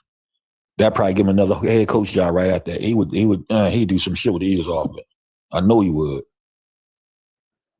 Because it won't be the guy we got this year. Trust me. He's not. Like he's looking at they ain't gonna get fired. Word on the street is Detroit is looking at Mike McDaniels because they're not too sold on that coach. Man, a bunch of people are looking at Mike. He can coach some offense, dog. Some of them go ahead. No, I said the coach of the Lions was that makes sense now why he was being all humble and I give myself an F in the last fucking game of the season. If you ask me, I give myself an F. I failed you. Try to hurry up and when you're a kid and try to ground yourself before your parents get there, like we still gonna whip your ass. Yeah. He tried to make so maybe they had a talk. Maybe they had a talk with him before the game. Like, yo, you ain't gonna last too long in Detroit, my man. We appreciate it. Take you off the papers. Yeah, but one thing about the NFL, y'all don't know this, dog. It's such a fraternity. A lot of these motherfucking coaches get fired. They get on other teams as a different type of coach or assistants and shit. You feel me? Yeah, it ain't your team. It's your turn. Yeah, like dude from Atlanta. He might go to a team and be another defensive coordinator again. That's where he started from, Raheem. Yeah, that's what they do. Yeah, it's not your team, it's just your turn. Right? And next man, it is. Because when I look, I said, dang, you see a lot of the Eagles offensive coordinator last year. I used to hate it when he was with Dallas because he used to kill us. All that dude used to call some play. He used to kill the fuck. I used to hate that dude when Dallas got rid of him. Yes. Thank you. We got him. I said, you Eagles? Joel, the dude, I don't really. He just fucked with us for 1 year, dog. But because he was with Dallas when he started, Sean, whatever. He's the head coach of the Saints now. He was our offensive coordinator last year. That's what made our offense was decent. I was like, dang, because I remember him with Dallas. That dude had to know how to call plays, especially you got a run game. So I forget his damn name, Kellen Moore, right? Oh yeah. Yeah, he was offensive coordinator forever. And when he came free agent, he was with San Diego that year. Then he left, and then we snatched him. That's dude can call plays. I know this. I know he can call plays. I've seen it against us. You know what I mean? I've seen it. Shit, I'm waiting for that feeling back. I'm waiting for that sure confidence feeling of I know my coach can call plays. That's what I'm saying. And that's why Mike Tomlin is going to stay another 10 years. It's already they had dinner. And they said sorry. Get a playoff win. I want to see Mike beat Houston. Mike Tomlin said sorry, coach. All's forgiven. He learned from his mistake. Yo, I just got invited. What's the word? Bro, he ain't learned enough. He said sorry. Real quick. What? So y'all hold on real quick. So one of y'all stated that y'all think Harbaugh is going to go to Miami, right? I hope not. I said that something's fishy going down there in Miami. Them releasing the GM. I just said something's brewing down there. And I don't know if I heard that they're offering him not only the coaching spot but GM spot as well. So we can't compete with that shit. Y'all do gotta also pay attention to the whole thing with the Chargers, right? Right. Harbaugh is that, at least that Harbaugh is known for what he can do defensively, right? And he's done it in the past. You have not a defensive-minded defensive coordinator with the Chargers. He's more of that second tier, like he's linebacking coach. It's what his specialty is. It's not too far-fetched. If the Chargers lose first round, that guy gets demoted, and they bring in Harbaugh to coach with his brother. Oh, as a defensive coordinator? That's something that's not been. They're being fucking greedy. But that's something that's not been done. You got to look at it like that, right? You haven't had them on the same coaching staff in the NFL. I mean, it's just imagine what they could do. And I'm sorry to say this. Granted, regardless of what Indiana does tonight, if Harbaugh does go to the Chargers with his brother, I'm almost going to guarantee you Shanahan will leave Indiana and go back to the pros and be the offensive coordinator there. Oh, fuck. All right, dog. I'm going to hold you on that. I got that. All three of them have a history together. Connection. So I heard that. So if well, shit, since everybody's building fucking super coach teams, I'm still how about we get? I'm still go with that odds. I'll join Stefanski as OC and John Harbaugh is head coach. I mean, shit, I'd rather have Common as a coach, but I mean, half the time we don't know if he's yelling or talking normal. Yeah. Shula, I don't know where Shula is. Shula's still going for head coach. I know he's got an interview lined up with us. Look, if I was Shula and his dad, if I was Shula, go to Atlanta, bro. Yeah. If I was Shula, I would go to Atlanta. That'd be a good fit. I'm looking at him now. That would probably be a good fit for him. It really would, though. Like, yeah, that would be a good fit. That wouldn't be a bad fit. You don't think Miami would be a story? Well, hold on. You don't think Miami would be a storybook ending for Shula? Man, he better not go. Yeah, for his grandpa. Yeah, I think that'd be more of a storybook for Shula than it would Harbaugh. Hey, but that's the thing, though. So that's the thing with that, right?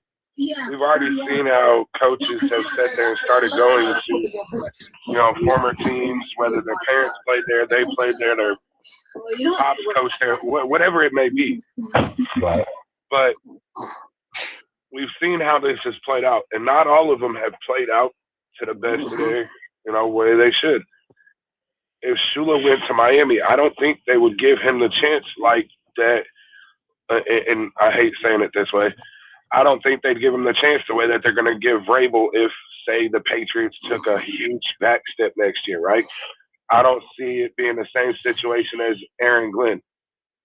Shula has his coaching mentality, his coaching style is a better fit for the likes of Atlanta.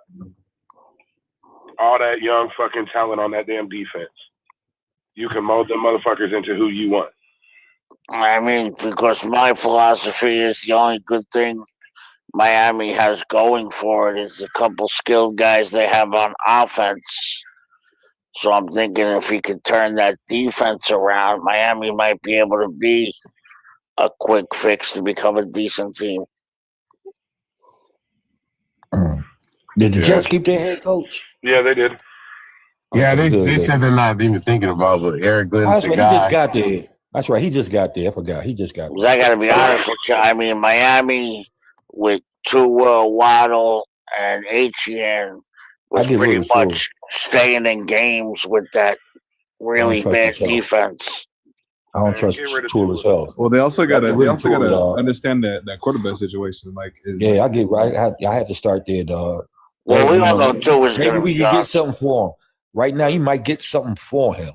For like he I don't might. really think you will, man. I don't think you get a lot from him unless you. No, you might pick a two. You might whatever round. A two. I mean that's a steep price, man. I mean for him to be a backup because of his health issues. I understand that, but like would I give years. up a second round around a guy I don't plan on starting? Oh, I don't know. He might. I mean, that's my at least thing, a third. Yeah, even at that, it's like between your first, second, and third rounders, like you eventually see them guys, if not started immediately, eventually making the starting rotation. Whereas if I know I'm gonna get a guy, I'm gonna trade for that. That's just a spare tire. Like, am I really willing to spend that much capital for that? Wait. So I see what you're saying, but hear me out. You're talking about a second round pick for who? Chula. So I'm not giving up. Yeah, we will get rid of him. No. Hold on. Yeah. So I see what you're saying about that, right? In not giving up a second round pick for somebody that could be a backup, but say he went to a better scenario, and the only reason I say better scenario. Hold on. Cleveland. No. Hold on, bro. Only reason I say better scenario is because their O-line is more intact than what Miami's is, right? If I was Arizona, I'd give up a second for Tua. Oh, you say Arizona. Okay. If I was Arizona, I would give up a second for Tua. You're losing out. You're not going to waste your money on bringing Kyler back. You bring in, you got Jacoby over there who's probably getting to the end of his career. You bring in Tua to be a bridge quarterback and draft you your fucking quarterback of the future next year. Right. Yeah, that's nice. But Ghost, the only problem with that is Murray and Tua's contracts are damn near identical. You would be better off with a straight up trade Murray for Tua, because then your cap hits, your dead money cap hits are going to be about the same, because both of them are like a damn near $100 million. Both of them. Yeah.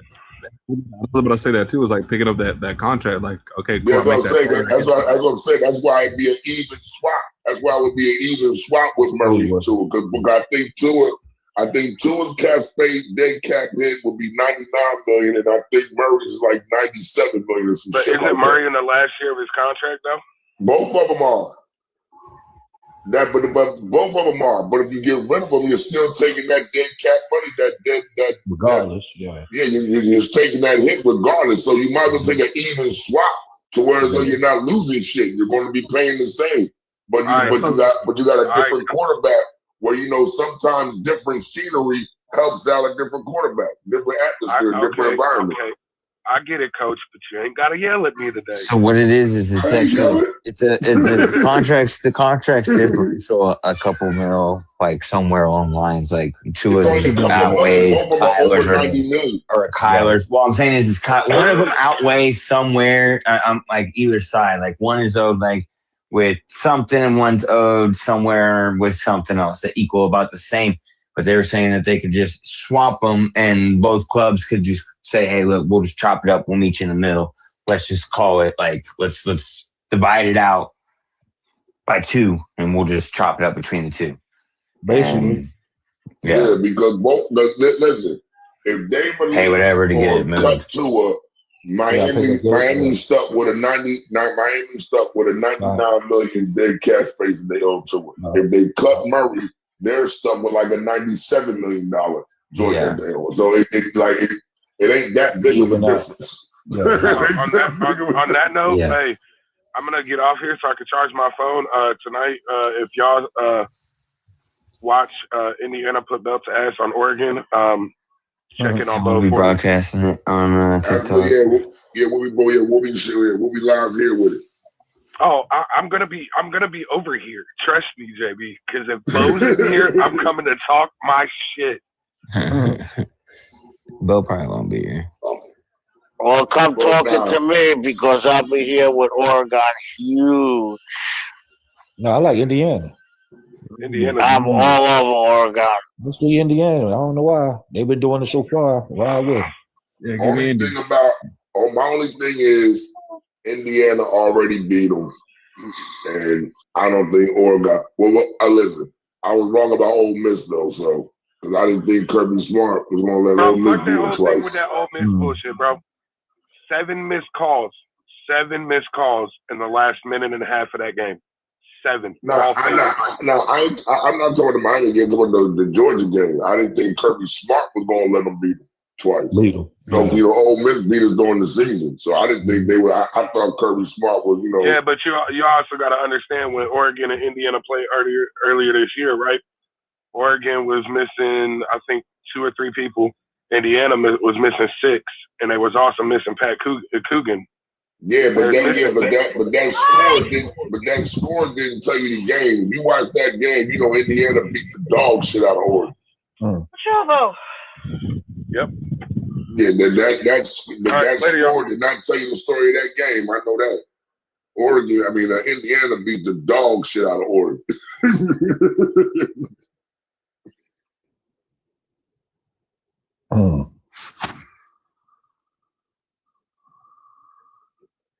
Yeah, because not all the time the score don't tell you the game.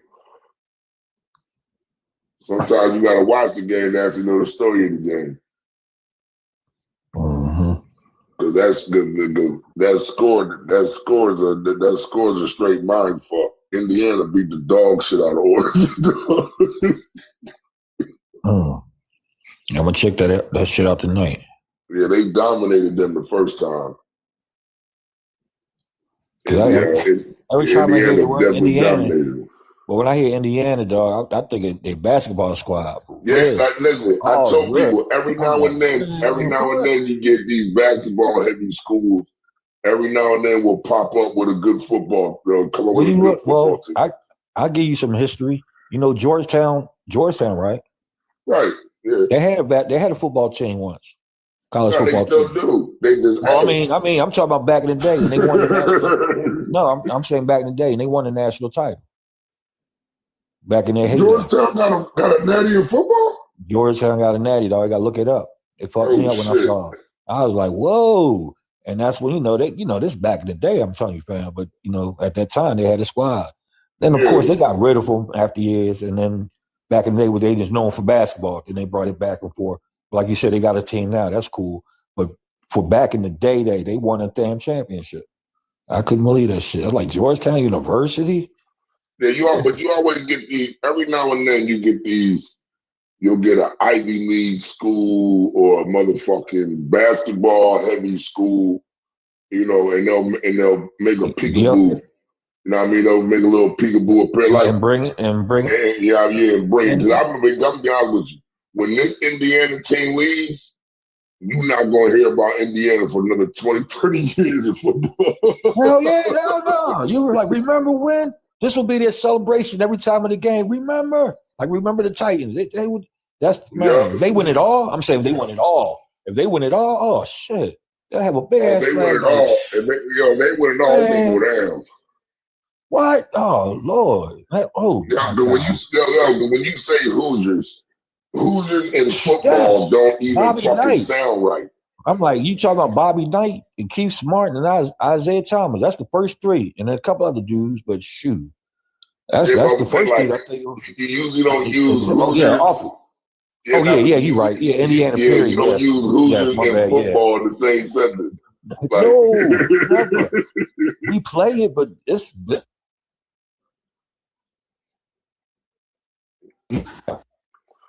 right. That's Baller City. Still is.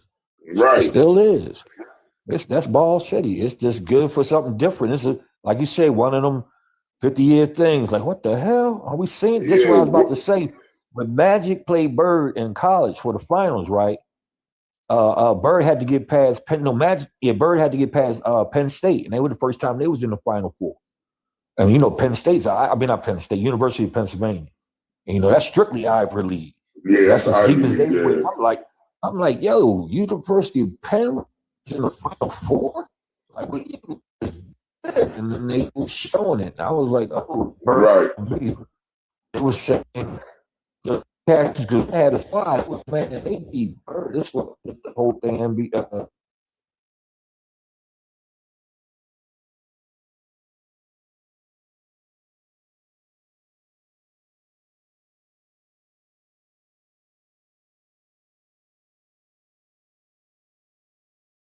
When they want to see Penn and anybody else, I'm like, hell no.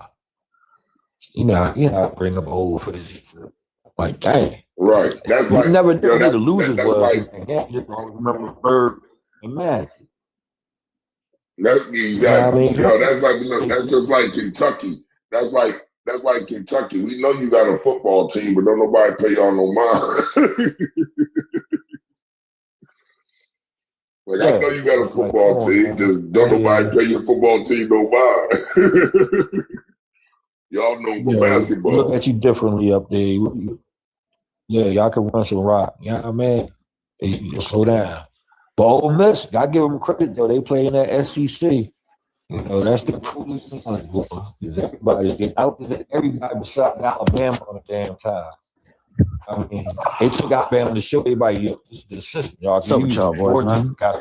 Said you What's right. up, baby? Just do work. What's up, Bill? And then, you know, How you feeling this weekend, boy? yeah, I mean, another Think the team. Steelers gonna pull it out? Man, listen, it's a possibility. You know, listen, it's always possible, but I don't mean. Listen, I'm gonna be honest. I still don't have no faith in my coaching staff. I don't have no faith in nobody who wears a headset on the sideline of the Steelers. I don't have no faith in them. I just don't. I do. Your special teams coordinator, damn good. Danny, yeah. Well, I fucking love Danny. I like that guy. He's good. But Danny don't never wear a headset. So Hell no, he wear a hat and he chews that gum like a motherfucker. He like Pete Carroll with that gum, bro. He like, yeah, yeah, for real. that guy is funny, bro. I think you guys are gonna pull it out though, bro. I think that offensive line for Houston. I think that offensive line for Houston is a little bit too inconsistent. Y'all have a very stacked ass defense, and if they play to their full expectation, I mean, that defense can win a game by itself. Y'all can pull that shit out. Well, like my whole thing is we got to play a flawless game offensively and defensively. DK better come back and look like Jesus. Is he eligible to come back? Yeah, he can come back this game. DK played this game. Yeah, he was only suspended for 2 games. He can come back. Oh, that's what he played this game.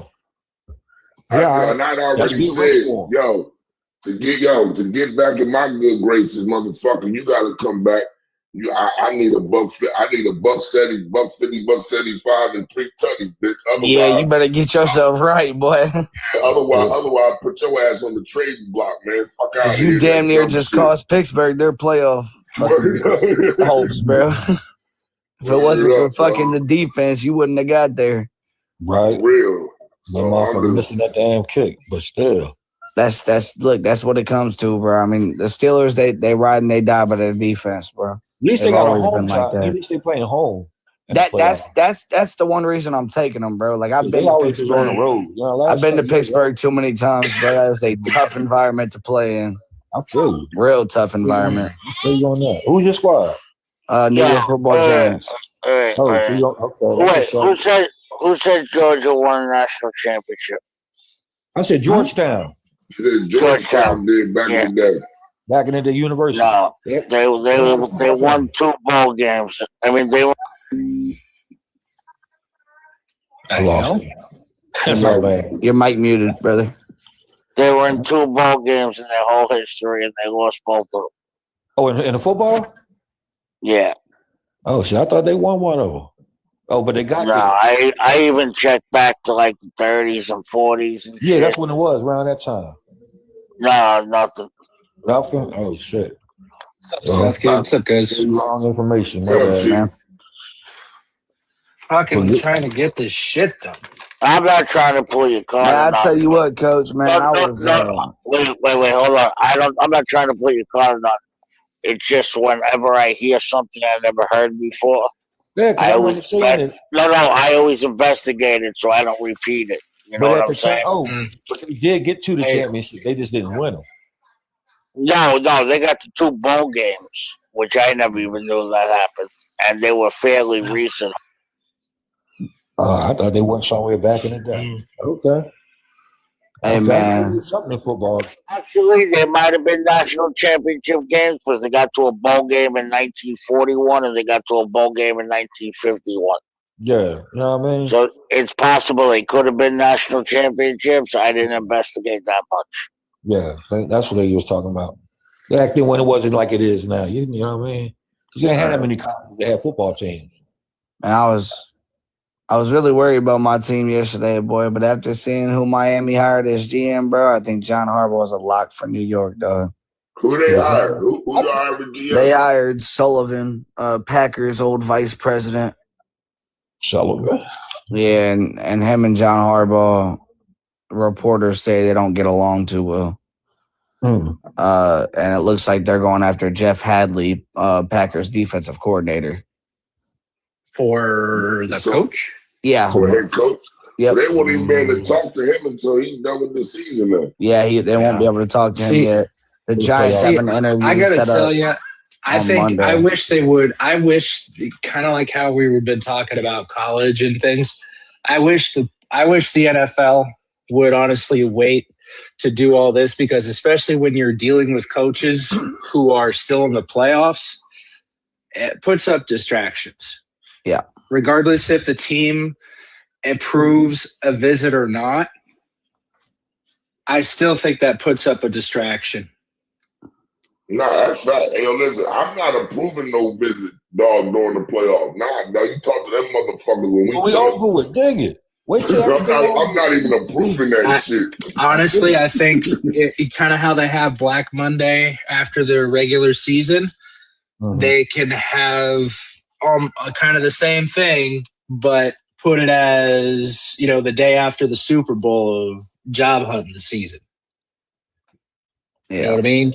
I mean, you got 3 months. Or not open house. Yo, you can have open house week where you can go talk to whoever the fuck you want to talk to. Yes. Have yourself a job fair, buddy. Right. There you go. Job fair after the game. Coaches want it. I've been sitting here for too long through misery. It could be job fair week. Job fair week.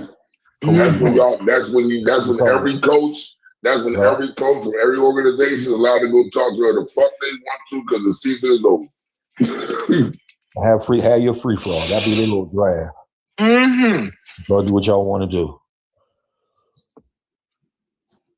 And make it easy, because everybody going to be flip-flopping from team to team. Yeah, because I ain't going to lie to you. During the playoffs, coach come to me like, yo, is it okay if we talk? Somebody call, okay, fuck no, you can't talk to him now, dog. You can talk to this motherfucker when we done. Fuck out of here, dog. I wish you would call me. Hey, yo, listen, I want to talk to such and such. Fuck no. I'm worried about winning the ring. I'm still in the hunt. Just because you in Cancun this week? No, fuck no. You still working? Motherfucking later. No, you still working. Man, I'm still on the clock. Get out of here. Still on the clock. Yeah, you tripping. Anybody heard any word on Kelsey? He coming back? I thought he was now listen, I'm not gonna hold you. Kelsey pretty much said it when he said when he had that interview when they played. Who y'all play, Chief? We played the fucking who was it? The Raider, either the Raiders or no. It was the last game at Arrowhead, so it was the Broncos on Christmas. Yeah, it was Broncos. When he had that interview with Tony Gonzalez, and Tony Gonzalez was like, "Yeah, embrace your last home game at Arrowhead, this, that, and the third." Like that was pretty much saying, "This is it." Everybody had their signs out. Kelsey, thank you.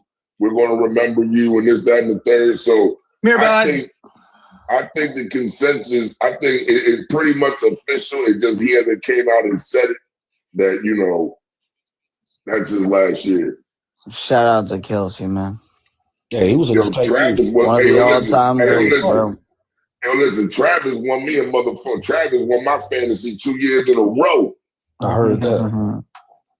And everybody looked at me crazy, right? Because I had the number 1 pick one year. And I had picked Travis Kelce number 1 overall. They was like, "You picked a tight end?" I'm like, "No, I did not pick a tight end." I said, y'all see a tight end. But see, I see Pat Mahomes number 1 receiver. See, that's the thing. You see a tight end. I ain't picking tight end. I picked the receiver. I picked the number 1 receiver. I picked the team's number one receiver, dog. So Dude, so y'all can laugh all you want. And at the end of the season, when I collected my money, I said, "Yo, y'all still laughing about me picking Kelsey number one overall?" Yeah, McCaffrey won my fantasy for me this year. Did he? Right. Yeah, McCaffrey Hey, yo, won last year I had McCaffrey, dog. He fucked me when he got injured, dog. Oh my lord. Last year I had Saquon. He won me it. Oh, if you had Saquon last year. I did. I had Saquon last year. He won me my league last year, and then McCaffrey won me my league this year. Hey, yo, the crazy thing, how I lost my league this year. This non-casual podcast may not be reproduced, retransmitted, or reused without the authorized written consent of the Not Move Podcast Network. Thank you, and we hope you enjoyed today's broadcast.